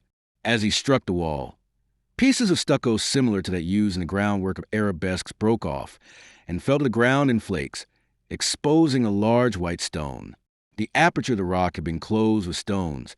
Then this stucco had been applied and painted to imitate granite. Dantès struck with the sharp end of his pickaxe, which entered somewhere between the interstices. It was there he must dig, but by some strange play of emotion, in proportion as the proofs at Faria had not been deceived became stronger, so did his heart give way, and a feeling of discouragement stole over him. This last proof, instead of giving him fresh strength, deprived him of it. The pickaxe descended, or rather fell. He placed it on the ground, passed his hand over his brow, and remounted the stairs, alleging to himself, as an excuse, a desire to be assured that no one was watching him, but in reality because he felt that he was about to faint. The island was deserted, and the sun seemed to cover with its fiery glance. Afar off, a few small fishing boats studded the bosom of the blue ocean. Dantès had tasted nothing, but he thought not of hunger at such a moment. He hastily swallowed a few drops of rum, and again entered the cavern. The pickaxe that had seemed so heavy was now like a feather in his grasp. He seized it and attacked the wall. After several blows, he perceived that the stones were not cemented, but had been merely placed one upon the other and covered with stucco. He inserted the point of his pickaxe, and using the handle as a lever, with joy soon saw the stone turn as if on hinges and fall at his feet. He had nothing more to do now, but with the iron tooth of the pickaxe to draw the stones towards him one by one. The aperture was already sufficiently large for him to enter, but by waiting, he could still cling to hope and retard the certainty of deception. At last, after renewed hesitation, Dantès entered the second grotto. The second grotto was lower and more gloomy than the first. The air that could only enter by the newly formed opening had the mephitic smell Dantès was surprised not to find in the outer cavern. He waited in order to allow pure air to displace the foul atmosphere, and then went on. At the left of the opening was a dark and deep angle, but to Dantès there was no darkness. He glanced around the second grotto. It was, like the first, empty. The treasure, if it existed, was buried in this corner. The time had at length arrived. 2 feet of earth removed, and Dantès' fate would be decided. He advanced toward the angle, and summoning all his resolution, attacked the ground with the pickaxe. At the 5th or 6th blow, the pickaxe struck against an iron substance. Never did funeral knell, never did alarm bell, produce a greater effect on the hearer. Had Dantès found nothing, he could not have become more ghastly pale. He again struck his pickaxe into the earth, and encountered the same resistance, but not the same sound. It is a casket wood bound with iron, thought he. At this moment a shadow passed rapidly before the opening. Dantès seized his gun, sprang to the opening, and mounted the stair. A wild goat had passed before the mouth of the cave, and was feeding at a little distance.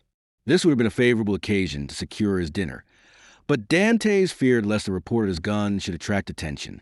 He thought a moment, cut a branch of a resinous tree, lighted at the fire at which the smugglers had prepared their breakfast, and descended with this torch. He wished to see everything. He approached the hole he had dug and now, with the aid of the torch, saw that his pickaxe had in reality struck against iron and wood. He planted his torch in the ground and resumed his labor. In an instant, a space 3 feet long by 2 feet broad was cleared, and Dantès could see an oaken coffer bound with cut steel. In the middle of the lid, he saw engraved on a silver plate, which was still untarnished, the arms of the Spada family, viz., a sword impaled on an oval shield like all the Italian armorial bearings and surmounted by a cardinal's hat. Dantès easily recognized them. Faria had so often drawn them for him. There was no longer any doubt. The treasure was there. No one would have been at such pains to conceal an empty casket. In an instant, he had cleared every obstacle away, and he saw successively the lock placed between 2 padlocks, and the 2 handles at each end, all carved as things were carved at that epoch, when art rendered the commonest metals precious. Dantès seized the handles and strove to lift the coffer. It was impossible. He sought to open it. Lock and padlock were fastened. These faithful guardians seemed unwilling to surrender their trust. Dantès inserted the sharp end of the pickaxe between the coffer and the lid, and pressing with all his force on the handle, burst open the fastenings. The hinges yielded in their turn and fell, still holding in their grasp fragments of the wood, and the chest was open. Edmond was seized with vertigo. He cocked his gun and laid it beside him. He then closed his eyes as children do in order that they may see in the resplendent night of their own imagination more stars than are visible in the firmament. Then he reopened them and stood motionless with amazement. 3 compartments divided the coffer. In the first blazed piles of golden coin. In the second were arranged bars of unpolished gold, which possessed nothing attractive save their value. In the third, Edmond grasped handfuls of diamonds, pearls, and rubies which, as they fell on one another, sounded like hail against glass. After having touched, felt, examined these treasures, Edmond rushed to the caverns like a man seized with frenzy. He leaped on a rock, from whence he could behold the sea. He was alone with these countless, these unheard-of treasures. Was he awake, or was it but a dream? Was it a transient vision, or was he face to face with reality? He would fain have gazed upon his gold, and yet he had not strength enough. For an instant he leaned his head in his hands as if to prevent his senses from leaving him, and then rushed madly about the rocks of Monte Cristo, terrifying the wild goats and scaring the sea fowls with his wild cries and gestures. Then he returned, and, still unable to believe the evidence of the senses, rushed into the grotto, and found himself before this mine of gold and jewels. This time he fell on his knees, and, clasping his hands convulsively, uttered a prayer intelligible to God alone. He soon became calmer and more happy, for only now did he begin to realize his felicity. He then set himself to work to count his fortune. There were 1,000 ingots of gold, each weighing from 2 to 3 pounds. Then he piled up 25,000 crowns, each worth about 80 francs of our money, and bearing the effigies of Alexander VI and his predecessors. And he saw that the complement was not half empty. And he measured 10 double handfuls of pearls, diamonds, and other gems, many of which, mounted by the most famous workmen, were valuable beyond their intrinsic worth. Dantès saw the light gradually disappear, and fearing to be surprised in the cavern, left it, his gun in his hand. A piece of biscuit and a small quantity of rum formed his supper, and he snatched a few hours' sleep, lying over the mouth of the cave. It was a night of joy and terror, such as this man of stupendous emotions had already experienced twice or thrice in his lifetime. Chapter 25. The unknown day, for which Dantès had so eagerly and impatiently waited with open eyes, again dawned. With the first light, Dantès resumed his search. Again he climbed the rocky height he had ascended the previous evening, and strained his view to catch every peculiarity of the landscape, but wore the same wild, barren aspect when seen by the rays of the morning sun, which it had done when surveyed by the fading glimmer of eve. Descending into the grotto, he lifted the stone, filled his pockets with gems, put the box together as well and securely as he could, sprinkled fresh sand over the spot from which it had been taken, and then carefully trod down the earth to give it everywhere a uniform appearance. Then, quitting the grotto, he replaced the stone, heaping on it broken masses of rocks and rough fragments of crumbling granite, filling the interstices with earth, into which he deftly inserted rapidly growing plants. such as the wild myrtle and flowering thorn. Then, carefully watering these new plantations, he scrupulously effaced every trace of footsteps, leaving the approach to the cavern as savage-looking and untrodden as he had found it. This done, he impatiently awaited the return of his companions. To wait at Monte Cristo for the purpose of watching like a dragon over the almost incalculable riches that had thus fallen into his possession satisfied not the cravings of his heart, which yearned to return to dwell among mankind, and to assume the rank, power, and influence which are always accorded to wealth, that first and greatest of all the forces within the grasp of man.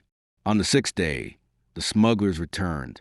From a distance, Dantès recognized the rig and handling of Amélie, and dragging himself with affected difficulty toward the landing place, he met his companions with an assurance that, although considerably better than when they quitted him, he still suffered acutely from his late accident. He then inquired how they had fared in their trip. To this question, the smugglers replied that, although successful in landing their cargo in safety, they had scarcely done so when they received intelligence that a guard ship had just quitted the Port Toulon and was crowding all sail towards them. This obliged them to make all the speed they could to evade the enemy, when they could but lament the absence of Dantès, whose superior skill in the management of a vessel would have availed them so materially. In fact, the pursuing vessel had almost overtaken them when, fortunately, night came on and enabled them to double the Cape of Corsica and so elude all further pursuit. Upon the whole, however, the trip had been sufficiently successful to satisfy all concerned, while the crew, and particularly Jacopo, expressed great regrets that Dantès had not been an equal sharer with themselves in the profits, which amounted to no less a sum than 50 piastres each. Edmond preserved the most admirable self-command, not suffering the faintest indication of smile to escape him at the enumeration of all the benefits he would have reaped had he been able to quit the island. But as Amélie had merely come to Monte Cristo to fetch him away, he embarked that same evening and proceeded with the captain to Leghorn. Arrived at Leghorn, he repaired to the house of a Jew, a dealer in precious stones, to whom he disposed of 4 of his smallest diamonds for 5,000 francs each. Dantès half feared that such valuable jewels in the hands of a poor sailor like himself might excite suspicion, but the cunning purchaser asked no troublesome questions concerning a bargain by which he gained a round profit of at least 80%. The following day, Dantès presented Jacopo with an entirely new vessel, accompanying the gift by a donation of 100 piastres, that he might provide himself with a suitable crew and other requisites for his outfit, upon condition that he would go at once to Marseilles for purpose of inquiring after an old man named Louis Dantès, residing in the Ulys de Mailhan, and also a young woman called Mercedes, an inhabitant of the Catalan village. Jacopo could scarcely believe his senses at receiving this magnificent present, which Dantès hastened to account for by saying that he had merely been a sailor from whim and a desire to spite his family, who did not allow him as much money as he liked to spend, but that on his arrival at Leghorn he had come into possession of a large fortune, left him by an uncle whose sole heir he was. The superior education of Dantès gave an air of such extreme probability to this statement that it never once occurred to Jacopo to doubt its accuracy. The term for which Edmond had engaged to serve on board Amélie having expired, Dantès took leave of the captain, who at first tried all his powers of persuasion to induce him to remain as one of the crew, but having been told the history of the legacy, he ceased to importune him further. The following morning Jacopo set sail for Marseilles, with directions from Dantès to join him at the island of Monte Cristo. Having seen Jacopo fairly out of the harbor, Dantès proceeded to make his final adieus on board Amélie, distributing so liberal a gratuity among her crew as to secure for him the good wishes of all, and expressions of cordial interest in all that concerned him. To the captain he promised to write when he had made up his mind as to his future plans. Then Dantès departed for Genoa. At the moment of his arrival, a small yacht was under trial in the bay. This yacht had been built by order of an Englishman, who, having heard that the Genoese excelled all other builders along the shores of the Mediterranean in construction of fast-sailing vessels, was desirous of possessing a specimen of their skill. The price agreed upon between the Englishman and the Genoese builder was 40,000 francs. Dantès, struck with the beauty and capability of the little vessel, applied to its owner to transfer it to him, offering 60,000 francs, upon condition that he should be allowed to take immediate possession. The proposal was too advantageous to be refused, the more so as the person for whom the yacht was intended had gone upon a tour through Switzerland and was not expected back in less than 3 weeks or a month, by which time the builder reckoned upon being able to complete another. A bargain was therefore struck. Dantès led the owner of the yacht to the dwelling of a Jew, retired with a ladder for a few minutes to a small back parlor, and upon their return the Jew counted out to the shipbuilder the sum of 60,000 francs in bright gold pieces. The delighted builder then offered his services in providing a suitable crew for the little vessel, but this Dantès declined with many thanks, saying he was accustomed to cruise about quite alone, and his principal pleasure consisted in managing his yacht himself. The only thing the builder could oblige him in would be to contrive a sort of secret closet in the cabin at his bed's head, the closet to contain 3 divisions, so constructed as to be concealed from all but himself. The builder cheerfully undertook the commission, and promised to have these secret places completed by the next day, Dantès furnishing the dimensions and plan in accordance with which they were to be constructed. 2 hours afterward Dantès sailed from the port of Genoa, under the inspection of an immense crowd drawn together by curiosity to see the rich Spanish nobleman who preferred managing his own yacht. But their wonder was soon changed to admiration at seeing the perfect skill with which Dantès handled the helm. The boat, indeed, seemed to be animated with almost human intelligence. So promptly did it obey the slightest touch, and Dantès required but a short trial of his beautiful craft to acknowledge that the Genoese had not without reason attained their high reputation in the art of shipbuilding. The spectators followed the little vessel with their eyes as long as it remained visible. They then turned their conjectures upon her probable destination. Some insisted she was making for Corsica, others the island of Elba. Bets were offered at any amount that she was bound for Spain, while Africa was positively reported by many persons as her intended course, but no one thought of Monte Cristo. Yet thither it was that Dantès guided his vessel, and at Monte Cristo he arrived at the close of the second day.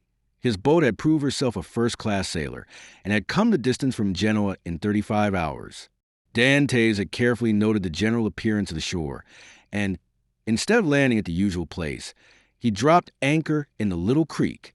The island was utterly deserted, and bore no evidence of having been visited since he went away. His treasure was just as he had left it. Early on the following morning, he commenced the removal of his riches, and ere nightfall the whole of his immense wealth was safely deposited in the compartments of the secret locker. A week passed by. Dantès employed it in maneuvering his yacht round the island, studying it as a skillful horseman with the animal he destined for some important service, till at the end of that time he was perfectly conversant with its good and bad qualities. The former Dantès proposed to augment, the latter to remedy. Upon the 8th day he discerned a small vessel under full sail approaching Monte Cristo. As it drew near, he recognized it as the boat he had given to Château.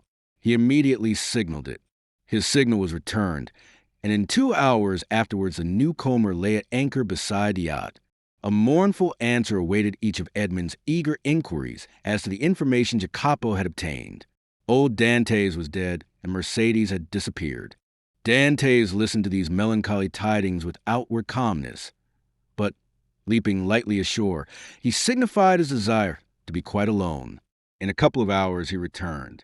2 of the men from Jacopo's boat came on board the yacht to assist in navigating it, and he gave orders that she should be steered direct to Marseilles. For his father's death he was in some manner prepared, but he knew not how to account for the mysterious disappearance of Mercedes. Without divulging his secret, Dantès could not give sufficiently clear instructions to an agent. There were, besides, other particulars he was desirous of ascertaining, and those were of a nature he alone could investigate in a manner satisfactory to himself. His looking-glass had assured him, during his stay at Leghorn, that he ran no risk of recognition. Moreover, he had now the means of adopting any disguise he thought proper. One fine morning, then his yacht, followed by the little fishing boat, boldly entered the port of Marseilles, and anchored exactly opposite the spot from whence, on the never-to-be-forgotten night of his departure for the Château, he had been put on board the boat destined to convey him thither. Still Dantès could not view without a shudder the approach of a gendarme who accompanied the officers deputed to demand his bill of health ere the yacht was permitted to hold communication with the shore. But with that perfect self-possession he had acquired during his acquaintance with Faria, Dantès coolly presented an English passport he had obtained from Leghorn. and as this gave him a standing which a French passport would not have afforded, he was informed that there existed no obstacle to his immediate debarkation.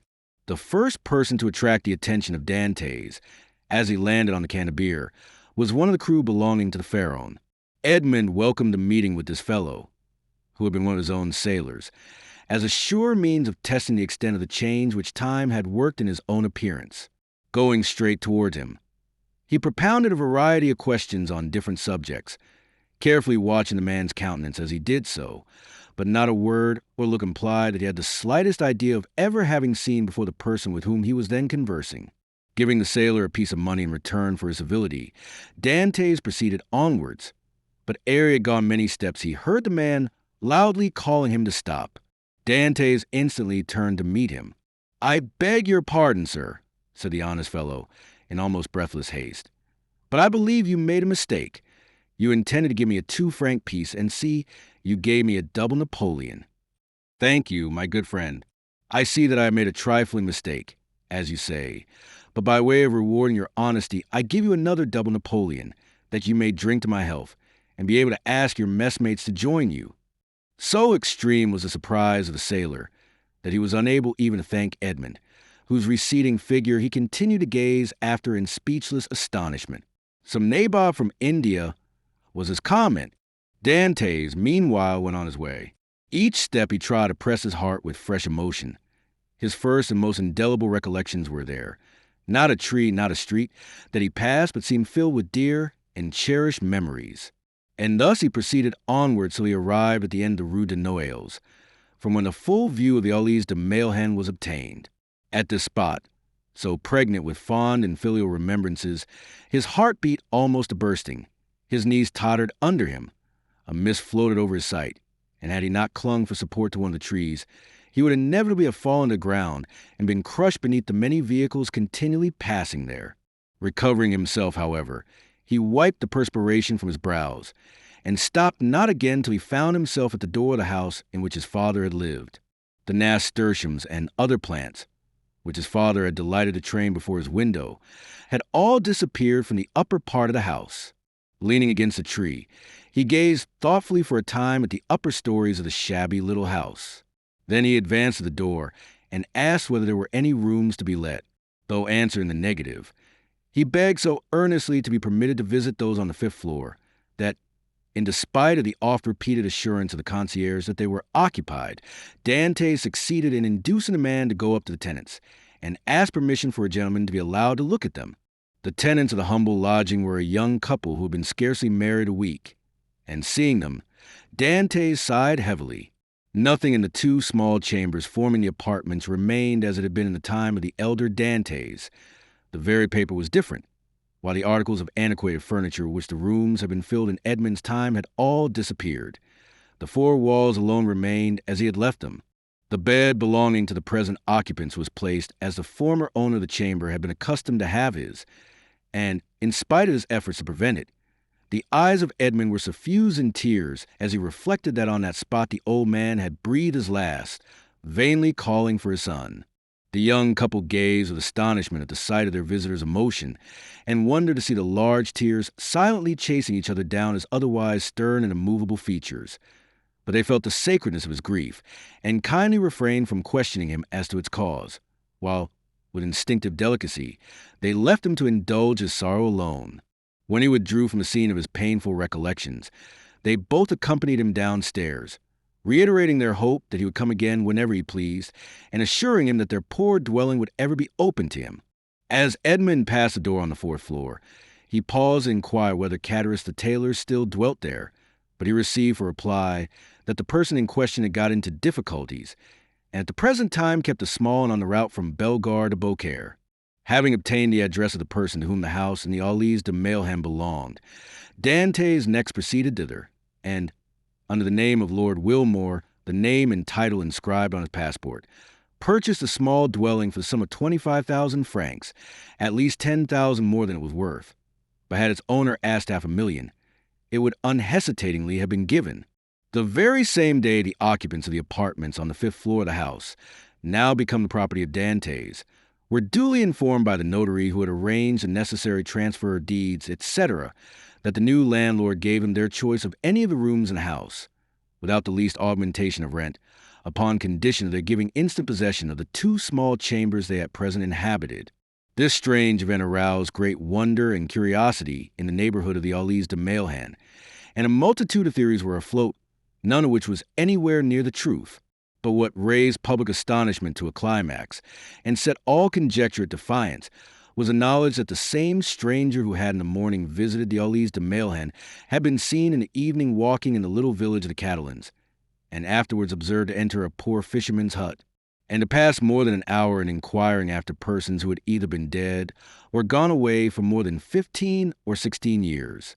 But on the following day the family, from whom all the particulars had been asked, received a handsome present, consisting of an entirely new fishing boat, with 2 seines and a tender. The delighted recipients of these munificent gifts would gladly have poured out their thanks to their generous benefactor, but they had seen him, upon quitting the hut, merely give some orders to the sailor, and then springing lightly on horseback, leave Marseilles by the Porte d'Aix. Chapter 26. The Pont du Gard Inn.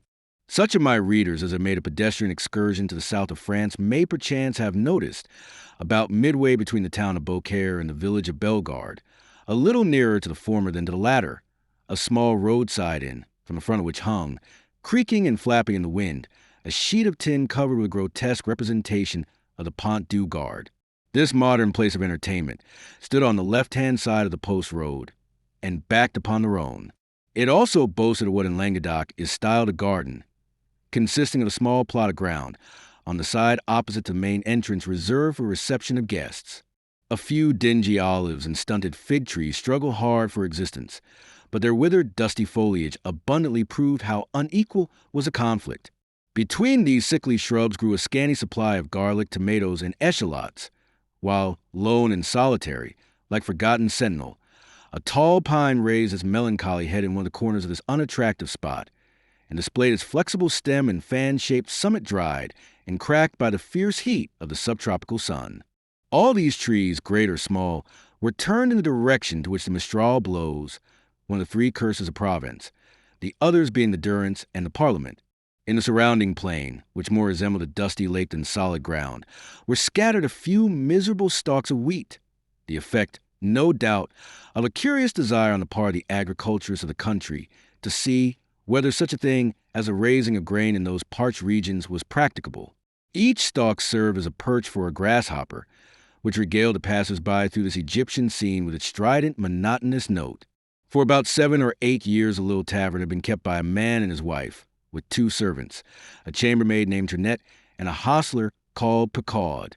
This small staff was quite equal to all the requirements, for a canal between Beaucaire and Aigues-Mortes had revolutionized transportation by substituting boats for cart and the stagecoach, and, as though to add to the daily misery which this prosperous canal inflicted on the unfortunate innkeeper, whose utter ruin it was fast accomplishing, it was situated between the Rhone from which it had its source, and the post road it had depleted, not 100 steps from the inn, of which we have given a brief but faithful description.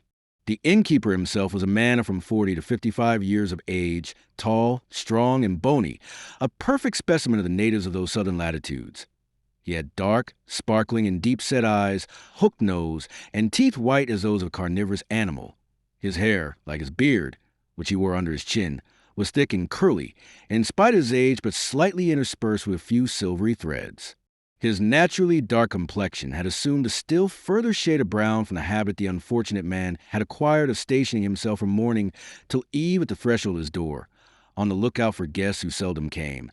Yet there he stood, day after day, exposed to the meridional rays of burning sun, with no other protection for his head than a red handkerchief twisted around it, after the manner of the Spanish muleteers. This man was our old acquaintance, Gaspard Cadaris. His wife, on the contrary, whose maiden name had been Madeleine Radel, was pale, meager, and sickly-looking. Born in the neighborhood of Alls, she had shared in the beauty for which its women are proverbial, but that beauty had gradually withered beneath the devastating influence of the slow fever so prevalent among dwellers by the ponds of Aigues-Mortes and the marshes of Camargue. She remained nearly always in her second-floor chamber, shivering in her chair, or stretched languid and feeble on her bed.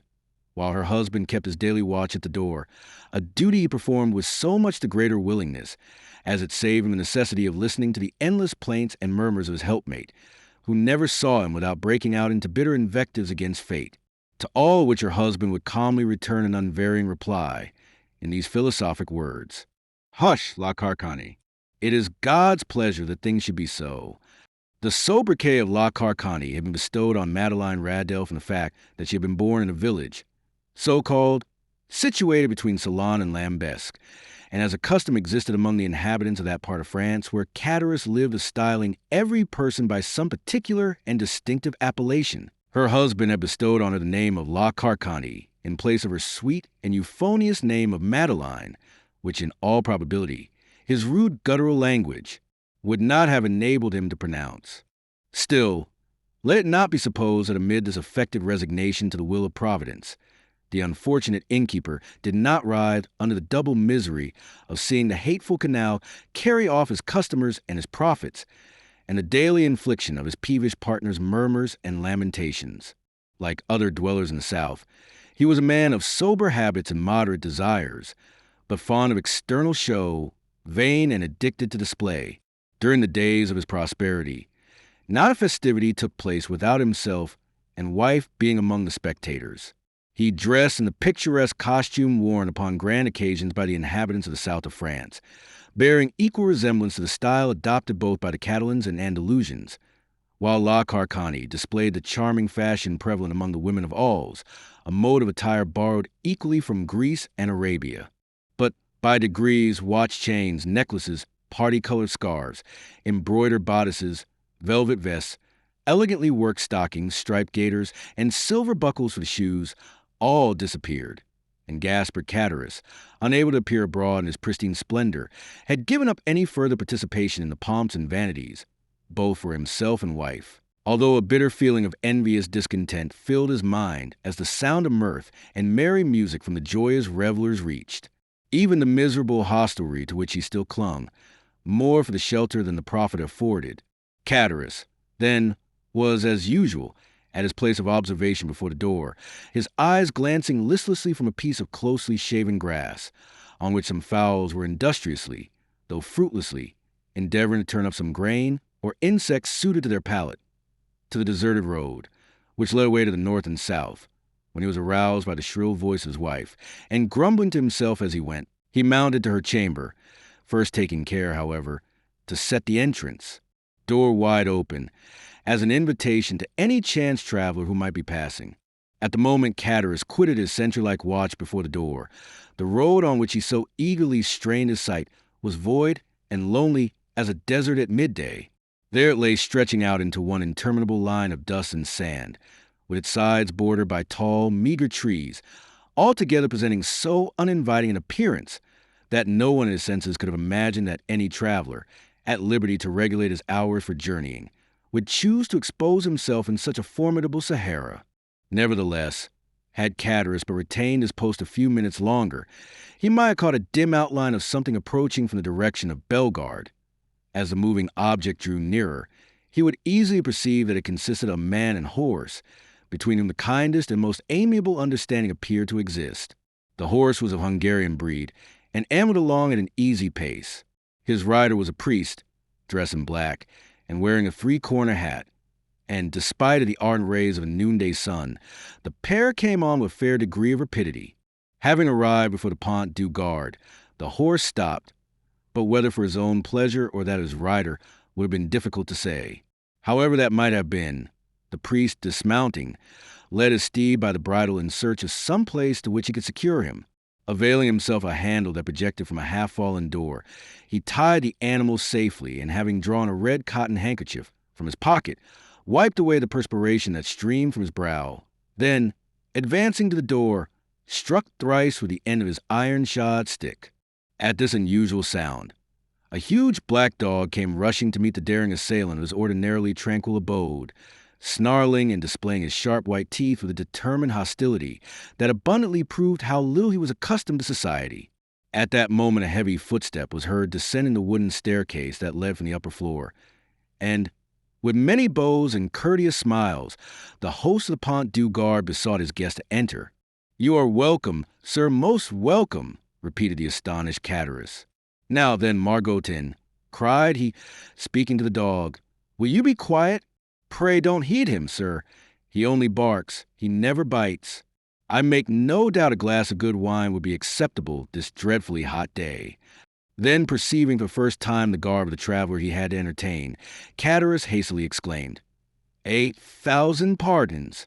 I really did not observe whom I had the honor to receive under my poor roof. What would the abbé please to have? What refreshment can I offer? All I have is at his service. The priest gazed on the person addressing him with a long and searching gaze.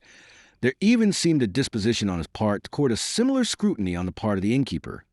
Then, observing in the countenance of the latter no other expression than extreme surprise at his own want of attention to an inquiry so courteously worded, he deemed it as well to terminate this dumb show, and therefore said, speaking with a strong Italian accent, You are, I presume, M. Catharus? Yes, sir, answered the host, even more surprised at the question than he had been by the silence which had preceded it. I am Gaspard Catharus, at your service. Gaspard Catharus, rejoined the priest. Yes, Christian and surname are the same. You formerly lived, I believe, in the Allées de Mailhan on the 4th floor? I did. And you followed the business of a tailor? True, I was a tailor, till the trade fell off. It is so hot at Marseilles that really I believe that the respectable inhabitants will in time go without any clothing whatever. But talking of heat, is there nothing I can offer you by way of refreshment? Yes. Let me have a bottle of your best wine, and then, with your permission, we will resume our conversation from where we left off. As you please, sir, said Catharus, who, anxious not to lose the present opportunity of finding a customer for one of the few bottles of course still remaining in his possession, hastily raised a trapdoor in the floor of the apartment they were in, which served both as parlor and kitchen. Upon issuing forth from his subterranean retreat at the expiration of 5 minutes, he found the abbé seated upon a wooden stool, leaning his elbow on a table, while Margotin, whose animosity seemed appeased by the unusual command of the traveler for refreshments, had crept up to him and had established himself very comfortably between his knees, his long, skinny neck resting on his lap, while his dim eye was fixed earnestly on the traveler's face. Are you quite alone? Inquired the guest, as Catharus placed before him the bottle of wine and a glass. Quite alone, replied the man, or at least practically so, for my poor wife, who is the only person in the house beside myself, is laid up with illness and unable to render me the least assistance. Poor thing. You are married, then? Said the priest, with a show of interest, glancing round as he spoke at the scanty furnishings of the apartment. Ah, sir, said Catharus with a sigh, it is easy to perceive I am not a rich man, but in this world a man does not thrive the better for being honest. The abbé fixed on him a searching, penetrating glance. Yes, honest. I can certainly say that much for myself, continued the innkeeper, fairly sustaining the scrutiny of the abbé's gaze. I can boast with truth of being an honest man, and, continued he significantly, with a hand on his breast and shaking his head, that is more than everyone can say nowadays. So much the better for you, if what you assert be true, said the abbé, for I am firmly persuaded that, sooner or later, the good will be rewarded and the wicked punished. Such words as those belong to your profession, answered Catharus, and you do well to repeat them, but, added he with a bitter expression of countenance, one is free to believe them or not, as one pleases. You are wrong to speak thus, said the abbé, and perhaps I may, in my own person, be able to prove to you how completely you are in error. What mean you?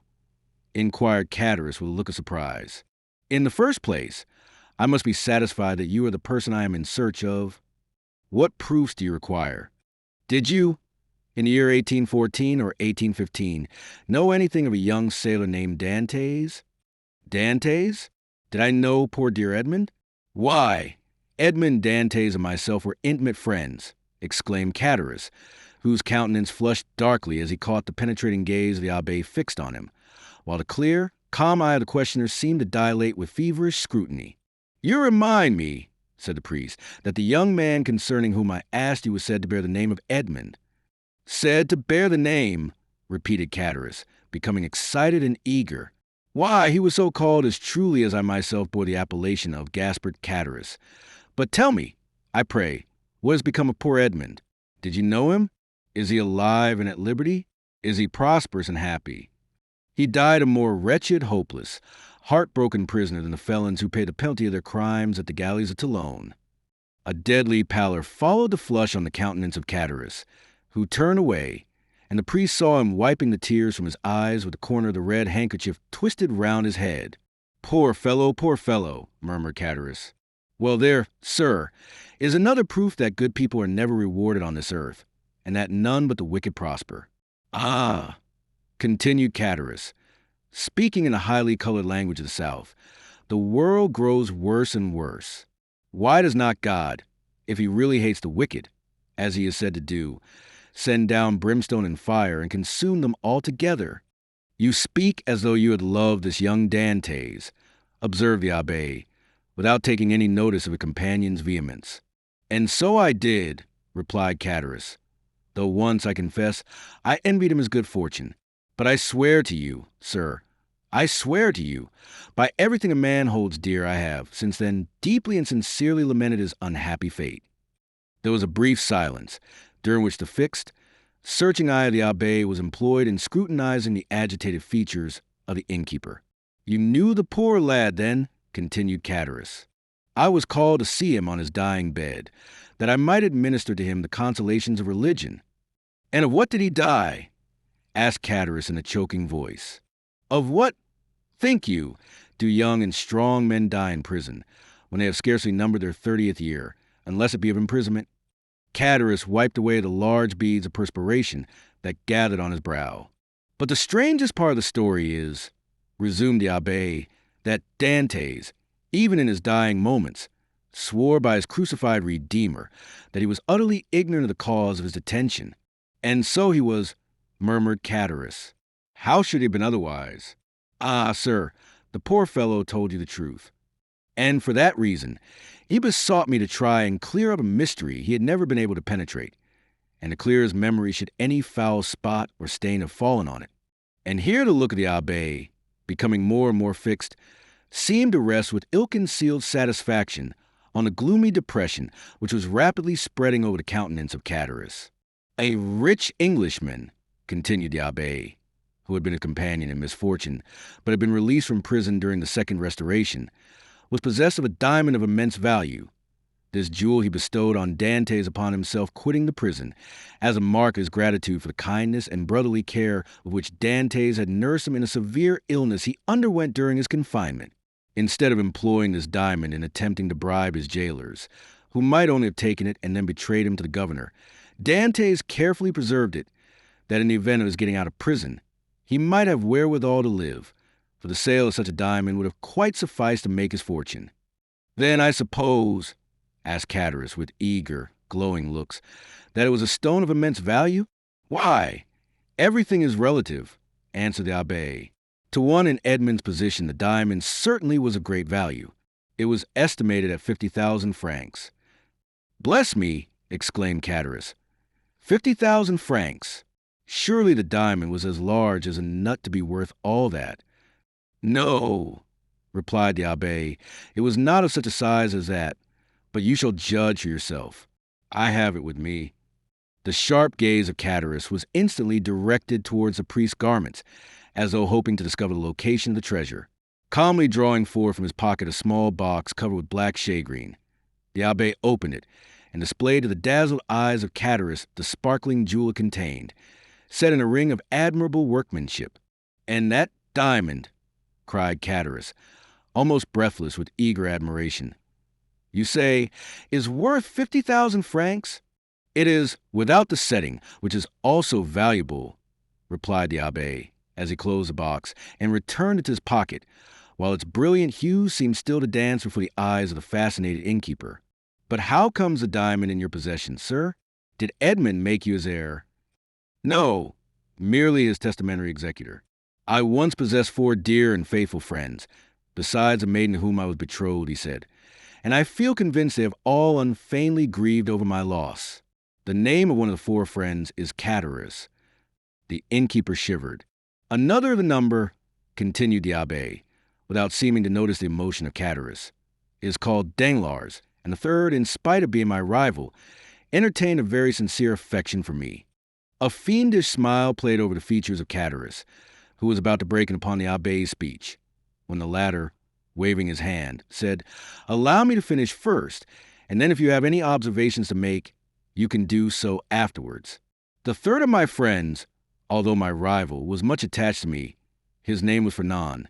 That of my betrothed was Stay, continued the abbé. I have forgotten what he called her. Mercedes, said Chatteris eagerly. True, said the abbé with a stifled sigh. Mercedes it was. Go on, urged Chatteris. Bring me a carafe of water, said the abbé. Chatteris quickly performed the stranger's bidding, and after pouring some into a glass and slowly swallowing its contents, the abbé, resuming his usual placidity of manner, said, as he placed his empty glass on the table, "Where we leave off. The name of Edmond betrothed was Mercedes.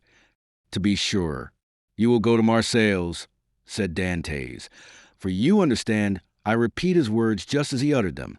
Do you understand? Perfectly. You will sell this diamond. You will divide the money into 5 equal parts, and give an equal portion to these good friends, the only persons who love me upon earth. But why into 5 parts? Asked Chatteris. You only mention 4 persons. Because the 5th is dead, as I hear. The 5th sharer in Edmund's bequest was his own father. Too true, ejaculated Chatteris, almost suffocated by the contending passions which assailed him. The poor old man did die. I learned so much at Marseilles, replied the abbé, making a strong effort to appear indifferent. But from the length of time that has elapsed since the death of the elder Dantès, I was unable to obtain any particulars of his end. Can you enlighten me on that point? I do not know if I could not, said Chatteris. Why? I lived almost on the same floor with the poor old man. Ah, yes, about a year after the disappearance of his son, the poor old man died. Of what did he die? Why, the doctors call it complaint gastroenteritis, I believe. His acquaintances say he died of grief, but I, who saw him in his dying moments, I say he died of... Chatteris paused. Of what? Asked the priest anxiously and eagerly. Why, of downright starvation. Starvation? Exclaimed the abbé, springing from his seat. Why? The vilest animals are not suffered to die by such a death as that. The very dogs that wander houseless and homeless in the streets find some pitying hand to cast them a mouthful of bread, and that a man, a Christian, should be allowed to perish of hunger in the midst of other men who call themselves Christians is too horrible for belief. Oh, it is impossible, utterly impossible. What I have said, answered Chatteris. And you are a fool for having said anything about it, said a voice from the top of the stairs. Why should you meddle with what does not concern you? The 2 men turned quickly and saw the sickly countenance of La Carcani peering between the baluster rails. Attracted by the sound of voices, she had feebly dragged herself down the stairs, and, seated on the lower step, head on knees, she had listened to the foregoing conversation. Mind your own business, wife, replied Chatteris sharply. This gentleman asked me for information, which common politeness will not permit me to refuse. Politeness, you simpleton, retorted La Carcani. What have you to do with politeness? I should like to know. Better study a little common prudence. How do you know the motives that person may have for trying to extract all he can from you? I pledge you my word, madam, said the abbé, that my intentions are good, and that your husband can incur no risk, provided he answers me candidly. Ah, that's all very fine, retorted the woman. Nothing is easier than to begin with fair promises and assurances of nothing to fear. But when poor, silly folks, like my husband there, have been persuaded to tell all they know, the promises and assurances of safety are quickly forgotten. And at some moment when nobody is expecting it, behold, trouble and misery and all sorts of persecutions are heaped on the unfortunate wretches, who cannot even see whence all their afflictions come. Nay, my good woman, make yourself perfectly easy, I beg of you. Whatever evils may befall you, they will not be occasioned by my instrumentality. That I solemnly promise you. La Carcani muttered a few inarticulate words, then let her head again drop upon her knees, and went into a fit of ague, leaving the two speakers to resume the conversation, but remaining so as to be able to hear every word they uttered. Again, the abbé had been obliged to swallow a draught of water to calm the emotions that threatened to overpower him. When he had sufficiently recovered himself, he said, "It appears, then, that the miserable old man you were telling me was forsaken by everyone. Surely, had not such been the case, he would not have perished by so dreadful a death." "Why, he was not altogether forsaken," continued Chatteris. "For Mercedes the Catalan and Monsieur Moore were very kind to him. But somehow the poor old man had contracted profound hatred for Fernand, the very person," added Chatteris with a bitter smile, "that you named just now as being one of Dante's faithful and attached friends." "And was he not so?" asked the abbé. "Gaspard, Gaspard," murmured the woman from her seat on the stairs. "Mind what you are saying." Chatteris made no reply to these words, though evidently irritated and annoyed by the interruption, but, addressing the abbé, said, "Can a man be faithful to another whose wife he covets and desires for himself?" But Dantès was so honorable and true in his own nature that he believed everybody's professions of friendship.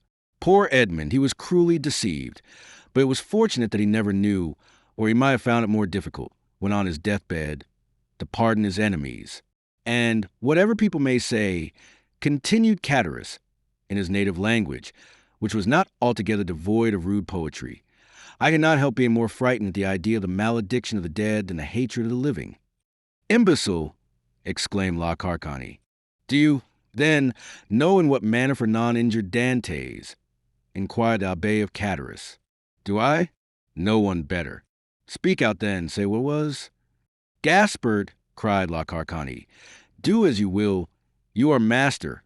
But if you take my advice, you'll hold your tongue." "Well, wife," replied Chatteris, "I don't know but what you're right." "So you will say nothing?" asked the abbé. "Why, what good would it do?" asked Chatteris. "If the poor lad were living, and came to me and begged that I would candidly tell which were his true and which his false friends, why, perhaps, I should not hesitate. But you tell me he is no more, and therefore can have nothing to do with hatred or revenge. So let all such feeling be buried with him." "You prefer, then," said the abbé, "that I should bestow on men you say are false and treacherous the reward intended for faithful friendship?" "That is true enough," returned Chatteris. "You say truly. The gift of poor Edmond was not meant for such traitors as Fernand and Danglars. Besides, what would it be to them? No more than a drop of water in the ocean." "Remember," chimed in La Carcani, "those two could crush you at a single blow." "How so?" inquired the abbé. "Are these persons, then, so rich and powerful? Do you not know their history?" "I do not." "Pray relate it to me." Chatteris seemed to reflect for a few moments, then said, "No, truly, it would take up too much time." "Well, my good friend," returned the abbé, in a tone that indicated utter indifference on his part, "you are at liberty either to speak or be silent, just as you please. For my own part, I respect your scruples and admire your sentiments. So let the matter end. I shall do my duty as conscientiously as I can, and fulfill my promise to the dying man. My first business will be to dispose of this diamond." So saying, the abbé again drew the small box from his pocket, opened it, and contrived to hold it in such a light that a bright flash of brilliant hues passed before the dazzled gaze of Chatteris. "Wife, wife!" cried he in a hoarse voice, "come here." "Diamond!" exclaimed La Carcani, rising and descending to the chamber with a tolerably firm step. "What diamond are you talking about?" "Why, did you not hear all we said?" inquired Chatteris. "It is a beautiful diamond left by poor Edmond Dantès to be sold, and the money divided between his father, Mercedes, his betrothed bride, Fernand, Danglars, and myself. The jewel is worth at least 50,000 francs." "Oh, what a magnificent jewel!" cried the astonished woman. "The fifth part of the profits from this stone belongs to us, then, does it not?" asked Chatteris. "It does," replied the abbé, "with the addition of an equal division of that part intended for the elder Dantès, which I believe myself at liberty to divide equally with the 4 survivors." "And why among us 4?" inquired Chatteris. "As being the friends Edmond esteemed most faithful and devoted to him." "I don't call those friends who betray and ruin you, murmured the wife in her turn, in a low, muttering voice. Of course not, rejoined Chatteris quickly. No more do I, and that was what I was observing to this gentleman just now. I said I looked upon it as a sacrilegious profanation to reward treachery, perhaps crime. Remember, answered the abbé calmly, as he replaced the jewel in its case in the pocket of his cassock, it is your fault, not mine, that I do so. You will have the goodness to furnish me with the address of both Fernand and Danglars, in order that I may execute Edmond's last wishes. The agitation of Chatteris became extreme, and large drops of perspiration rolled from his heated brow. As he saw the abbé rise from his seat and go towards the door, as though to ascertain if his horse were sufficiently refreshed to continue his journey, Chatteris and his wife exchanged looks of deep meaning. There you see, wife, said the former. The splendid diamond might all be ours if we chose. Do you believe it? Why, surely a man of his holy profession would not deceive us. Well, replied La Carcani, do as you like. For my part, I wash my hands of the affair. So saying, she once more climbed the staircase leading to her chamber, her body convulsed with chills, and her teeth rattling in her head, in spite of the intense heat of the weather. Arrived at the top stair, she turned round and called out in a warning tone to her husband, Gaspard, consider well what you are about to do. I have both reflected and decided, answered he. La Carcani then entered her chamber, the flooring of which creaked beneath her heavy, uncertain tread, as she proceeded toward her armchair, into which she fell as though exhausted. Well, asked the abbé, as he returned to the apartment below, what have you made up your mind to do? To tell you all I know, was the reply.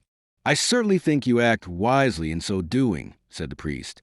Not because I have the least desire to learn anything you may please to conceal from me, but simply that if, through your assistance, I could distribute the legacy according to the wishes of the testator, why, so much the better, that is all.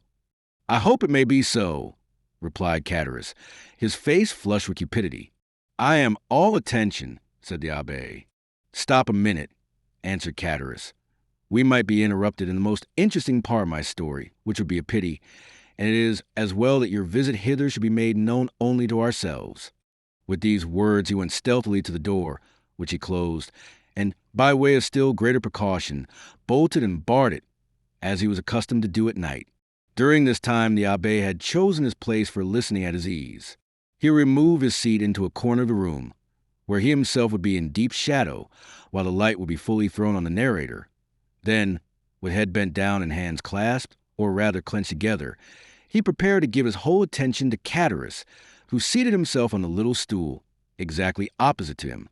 Remember, this is no affair of mine, said the trembling voice of La Carcani, as though through the flooring of her chamber she viewed the scene that was enacting below. Enough, enough, replied Chatteris. Say no more about it. I will take all the consequences upon myself. And he began his story. Chapter 27. The story. First, sir, said Chatteris, you must make me a promise. What is that? Inquired the abbé.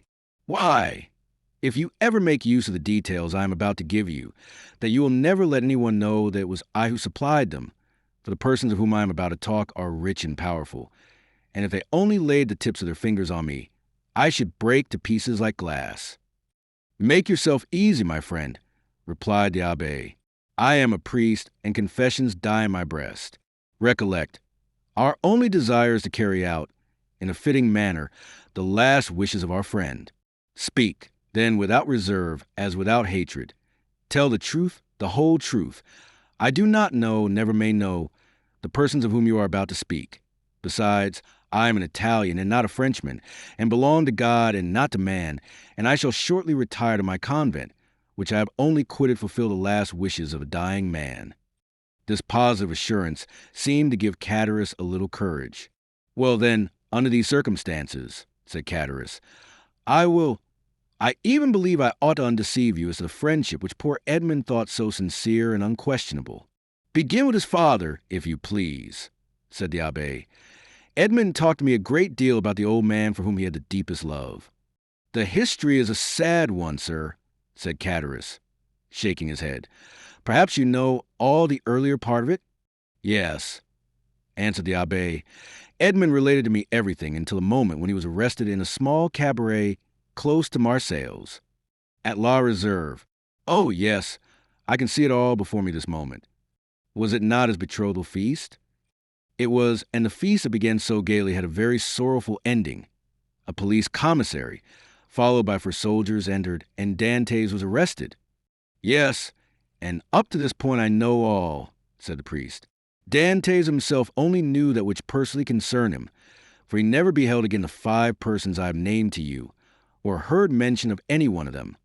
Well, when Dantès was arrested, Monsieur Morel hastened to obtain particulars, and they were very sad.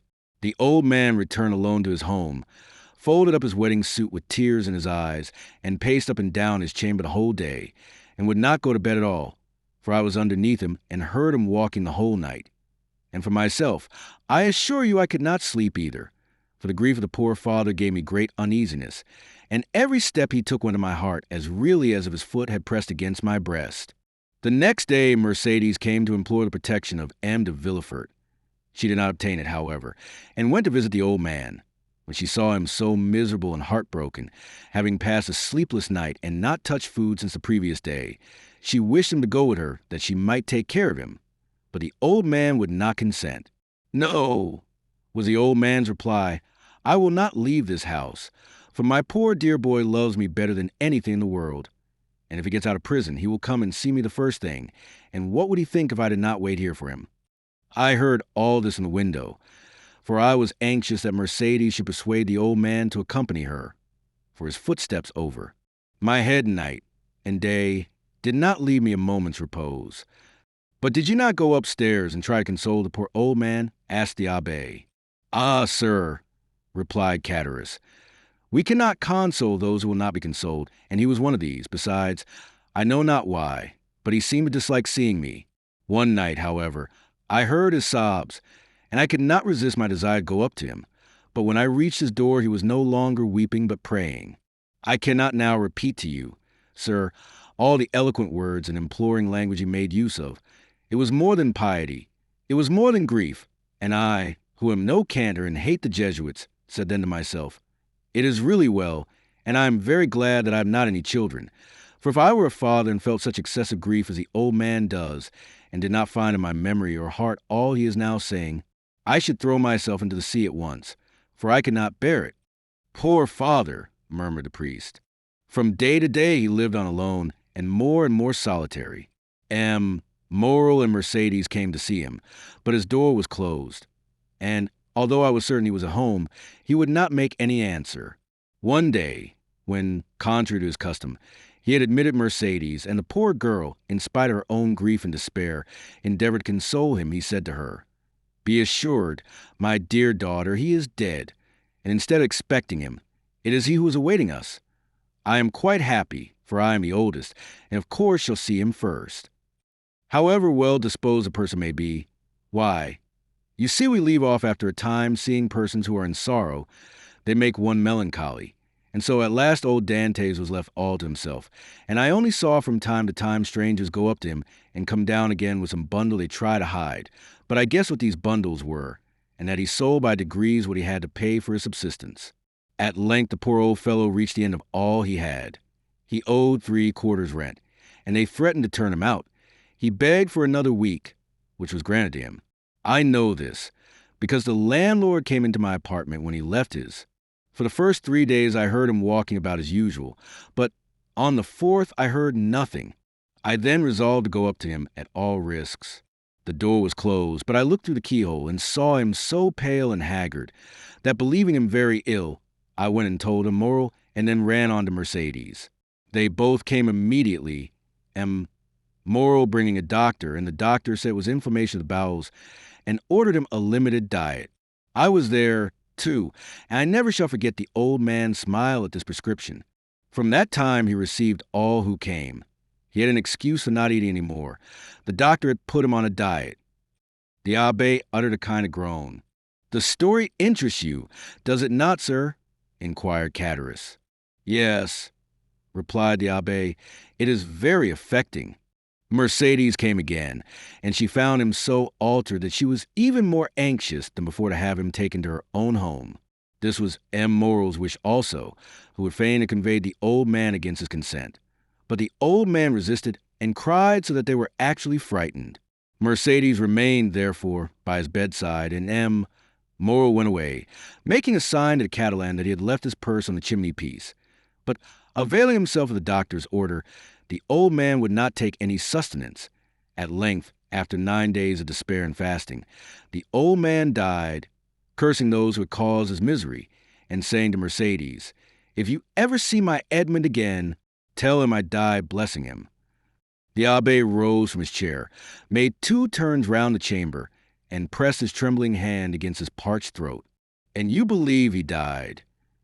"Of hunger, sir, of hunger," said Cataris. "I am as certain of it as that we too are Christians."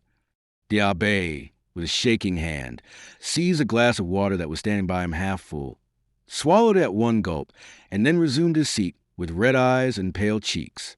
"This was indeed a horrid event," said he in a hoarse voice. "The more so, sir, as it was men's and not God's doing."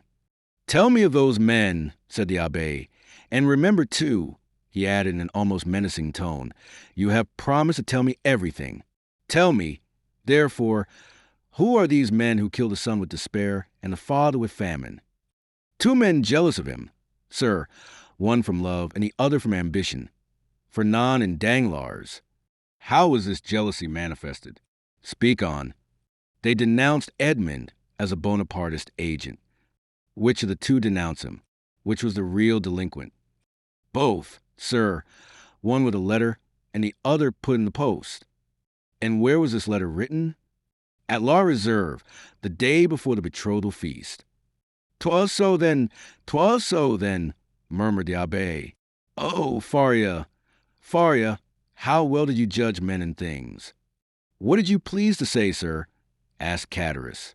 Nothing, replied the priest. "Go on." "It was Danglars who wrote the denunciation with his left hand, that his writing might not be recognized, and Fernand who put it in the post." "But," exclaimed the abbé suddenly, "you were there yourself." "I," said Cataris, astonished. "Who told you I was there?" The abbé saw he had overshot the mark, and he added quickly, "No one, but in order to have known everything so well, you must have been an eyewitness." True, said Cataris in a choking voice. "I was there." "And did you not remonstrate against such infamy?" asked the abbé. "If not, you were an accomplice." "Sir," replied Cataris, "they had made me drink to such an excess that I nearly lost all perception.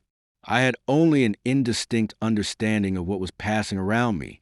I said all that a man in such a state could say, but they both assured me that it was a jest they were carrying on, and perfectly harmless.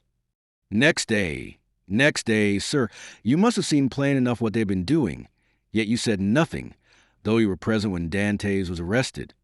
"Yes, sir, I was there and very anxious to speak, but Danglars restrained me. If he should really be guilty," said he, "and did really put into the island of Elba, if he is really charged with a letter for the Bonapartist committee at Paris, and if they find this letter upon him, those who will support him will pass for his accomplices. I confess I had my fears in the state in which politics then were, and I held my tongue. It was cowardly, I confess, but it was not criminal. I understand. You allowed matters to take their course, that was all." "Yes, sir," answered Cataris, "and remorse preys on me night and day. I often ask pardon of God. I swear to you, because this action, the only one with which I have seriously to reproach myself in all my life, is no doubt the cause of my abject condition. I am expiating a moment of selfishness, and so I always say to La Carcani, when she complains, 'Hold your tongue, woman. It is the will of God.'" And Cataris bowed his head with every sign of real repentance. "Well, sir," said the abbé, "you have spoken unreservedly, and thus to accuse yourself is to deserve pardon. Unfortunately, Edmond is dead and has not pardoned me." "He did not know," said the abbé. "But he knows it all now," interrupted Cataris. "They say the dead know everything." There was a brief silence. The abbé rose and paced up and down pensively, and then resumed his seat. "You have 2 or 3 times mentioned immoral," he said. "Who was he?" "The owner of the Pharaon and patron of Dantès." "And what part did he play in this sad drama?" inquired the abbé. "The part of an honest man, full of courage and real regard. 20 times he interceded for Edmond.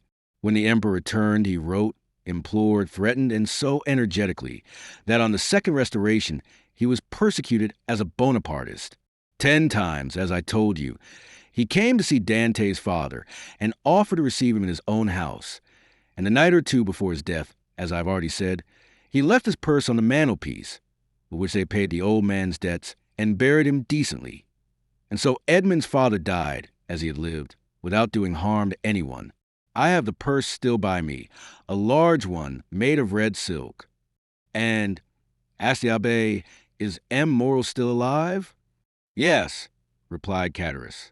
"In that case," replied the abbé, "he should be a man blessed of God, rich, happy."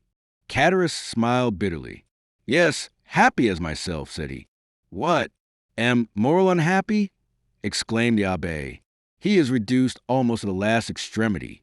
Nay, he is almost at the point of dishonor." "How?" "Yes," continued Catullus. "So it is, after 25 years of labor, after having acquired a most honorable name in the trade of Marseilles, M. Morel is utterly ruined. He has lost 5 ships in 2 years, has suffered by the bankruptcy of 3 large houses, and his only hope now is in that very Pharaon which poor Dantès commanded, and which is expected from the Indies with a cargo of cochineal and indigo. If this ship founders like the others, he is a ruined man." "And has the unfortunate man wife or children?" inquired the abbé. "Yes, he has a wife, who through everything has behaved like an angel. He has a daughter, who is about to marry the man she loved, but whose family now will not allow him to be the daughter of a ruined man. He has, besides, a son, a lieutenant in the army. And as you may suppose, all this, instead of lessening, only augments his sorrows. If he were alone in the world, he would blow out his brains, and there would be an end." "Horrible!" ejaculated the priest.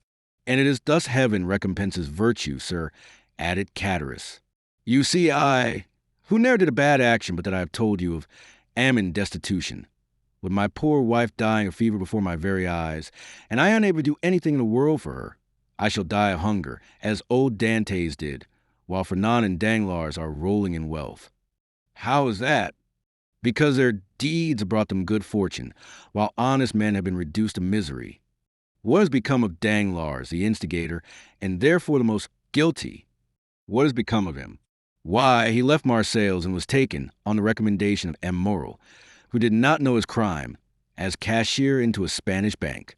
During the war with Spain, he was employed in the commissary of the French army and made a fortune.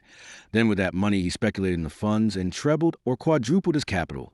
And, having first married his banker's daughter, who left him a widower, he has married a second time a widow, a Madame de Nargonne, daughter of M. de Servius, the king's chamberlain, who is in high favor at court.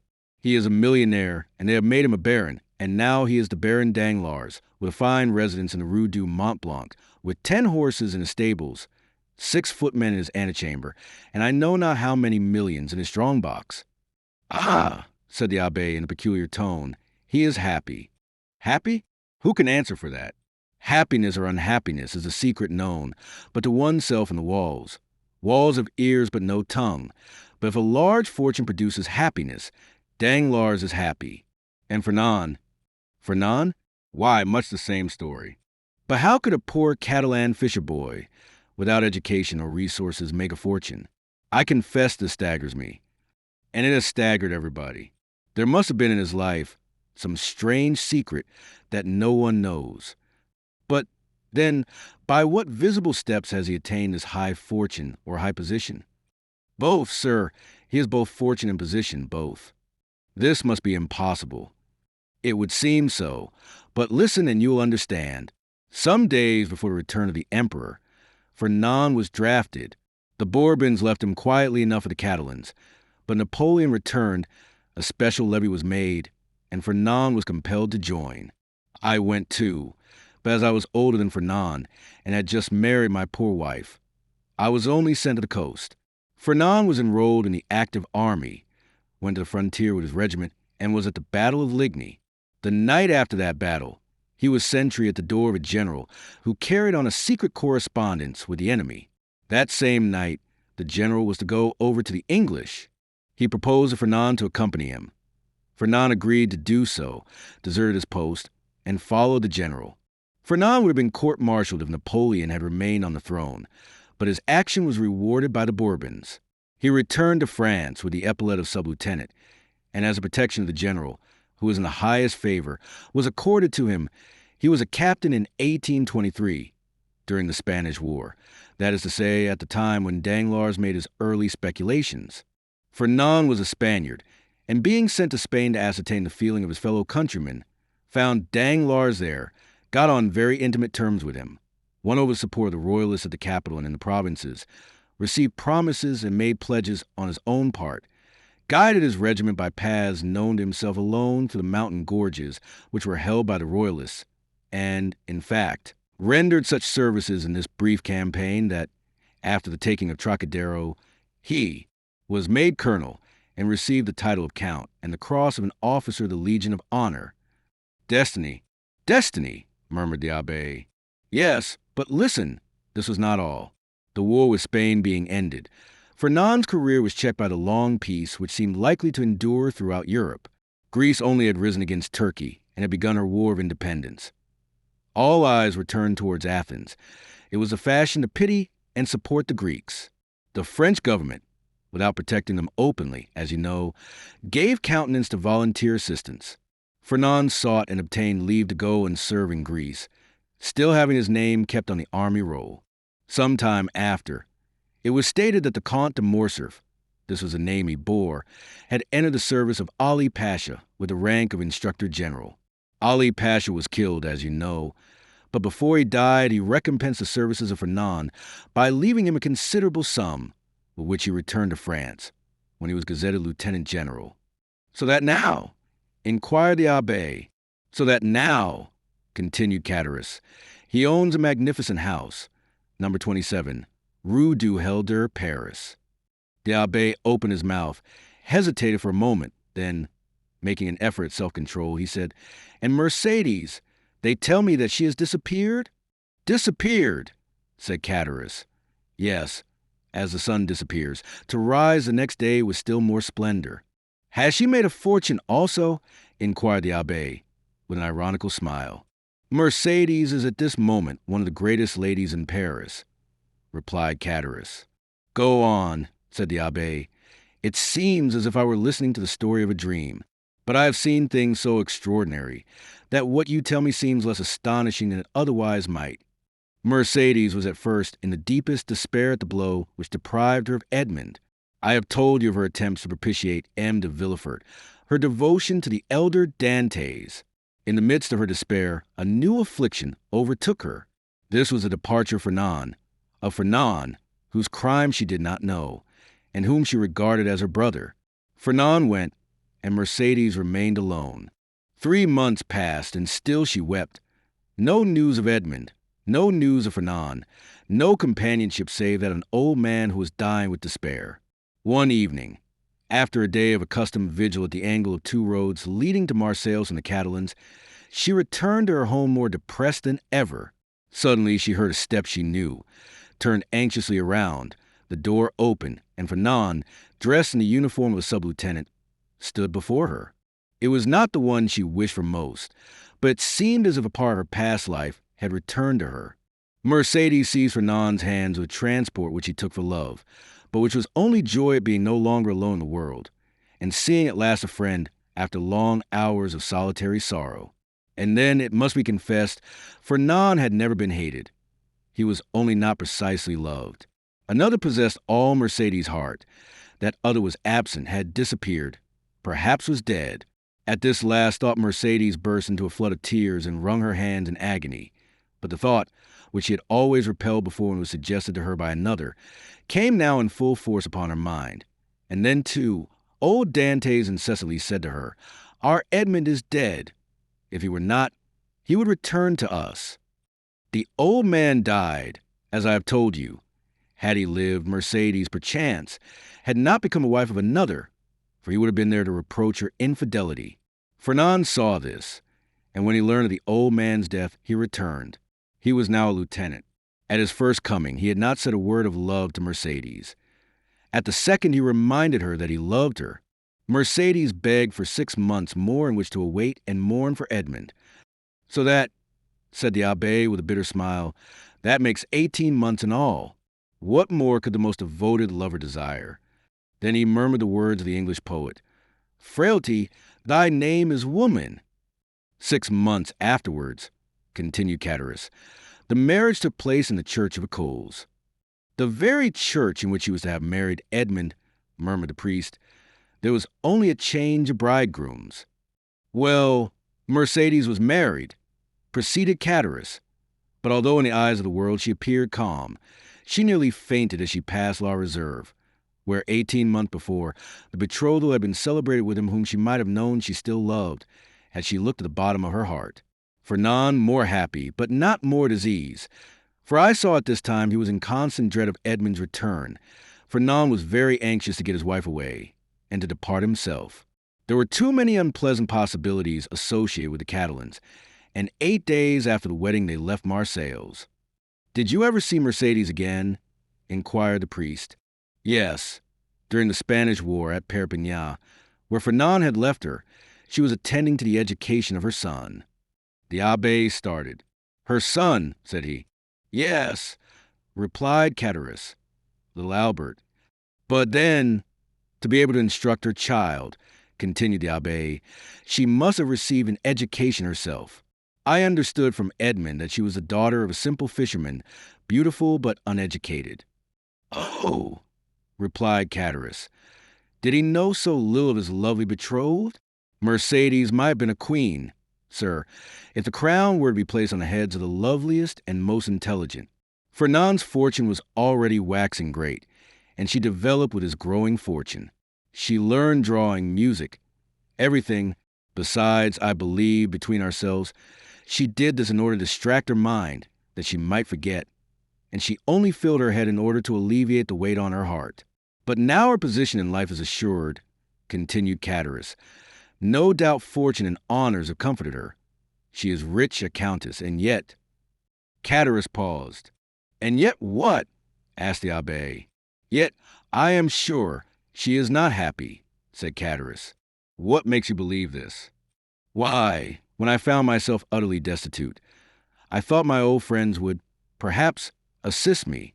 So I went to Danglars, who would not even receive me. I called on Fernand, who sent me 100 francs by his valet de chambre."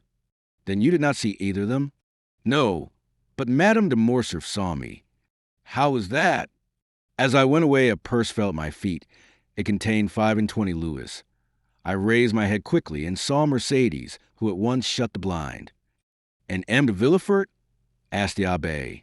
"Oh, he never was a friend of mine. I did not know him, and I had nothing to ask of him. Do you not know what became of him, and the share he had in Edmond's misfortunes?" "No, I only know that some time after Edmond's arrest, he married Mademoiselle de Saint-Méran, and soon after left Marseilles. No doubt he has been as lucky as the rest. No doubt he is as rich as Danglars, as high in station as Fernand. I only, as you see, have remained poor, wretched, and forgotten." "You are mistaken, my friend," replied the abbé. "God may seem sometimes to forget for a time while his justice reposes, but there always comes a moment when he remembers, and behold, a proof." As he spoke, the abbé took the diamond from his pocket, and giving it to Catullus, said, "Here, my friend, take this diamond. It is yours." "What, for me only?" cried Catullus. "Ah, sir, do not jest with me. This diamond was to have been shared among his friends. Edmond had one friend only, and thus it cannot be divided. Take the diamond, then sell it. It is worth 50,000 francs, and I repeat my wish that this sum may suffice to release you from your wretchedness." "Oh, sir," said Catullus, putting out one hand timidly, and with the other wiping away the perspiration which bedewed his brow. "Oh, sir, do not make a jest of the happiness or despair of a man. I know what happiness and what despair are, and I never make a jest of such feelings. Take it, then, but in exchange, Catharus, who touched the diamond, withdrew his hand. The abbé smiled. In exchange, he continued, give me the red silk purse that M. Moreau left on old Dantès' chimney-piece, and which you tell me is still in your hands. Catharus, more and more astonished, went toward a large oaken cupboard, opened it, and gave the abbé a long purse of faded red silk, round which were 2 copper runners that had once been gilt. The abbé took it, and in return gave Catharus the diamond. "Oh, you are a man of God, sir," cried Catharus, "for no one knew that Edmond had given you this diamond, and you might have kept it. Which," said the abbé to himself, "you would have done." The abbé rose, took his hat and gloves. "Well," he said, "all you have told me is perfectly true, then, and I may believe it in every particular." "See, sir," replied Catharus, "in this corner is a crucifix in holy wood. Here on this shelf is my wife's testament. Open this book, and I will swear upon it with my hand on the crucifix. I will swear to you by my soul's salvation, my faith as a Christian. I have told everything to you as it occurred, and as a recording angel will tell it to the ear of God at the day of the last judgment." "'Tis well," said the abbé, convinced by his manner and tone that Catharus spoke the truth. "'Tis well, and may this money profit you. Adieu. I go far from men who thus so bitterly injure each other." The abbé with difficulty got away from the enthusiastic thanks of Catharus, opened the door himself, got out and mounted his horse, once more saluted the innkeeper, who kept uttering his loud farewells, and then returned by the road he had traveled in coming. When Catharus turned around, he saw behind him La Carcani, paler and trembling more than ever. "Is, then, all that I have heard really true?" she inquired. "What? That he has given the diamond to us only?" inquired Catharus, half bewildered with joy. "Yes, nothing more true. See, here it is." The woman gazed at a moment, and then said in a gloomy voice, "Suppose it's false?" Catharus started and turned pale. "False," he muttered. "False. Why should that man give me a false diamond? To get your secret without paying for it, you blockhead." Catharus remained for a moment aghast under the weight of such an idea. "Oh," he said, taking up his hat, which he placed on a red handkerchief tied round his head. "We will soon find out." "In what way?" "Why, the fair is on at Beaucaire. There are always jewelers from Paris there, and I will show it to them. Look after the house, wife, and I shall be back in 2 hours." And Catharus left the house in haste, and ran rapidly in the direction opposite to that which the priest had taken. 50,000 francs, muttered La Carcani when left alone. "It is a large sum of money, but it is not a fortune.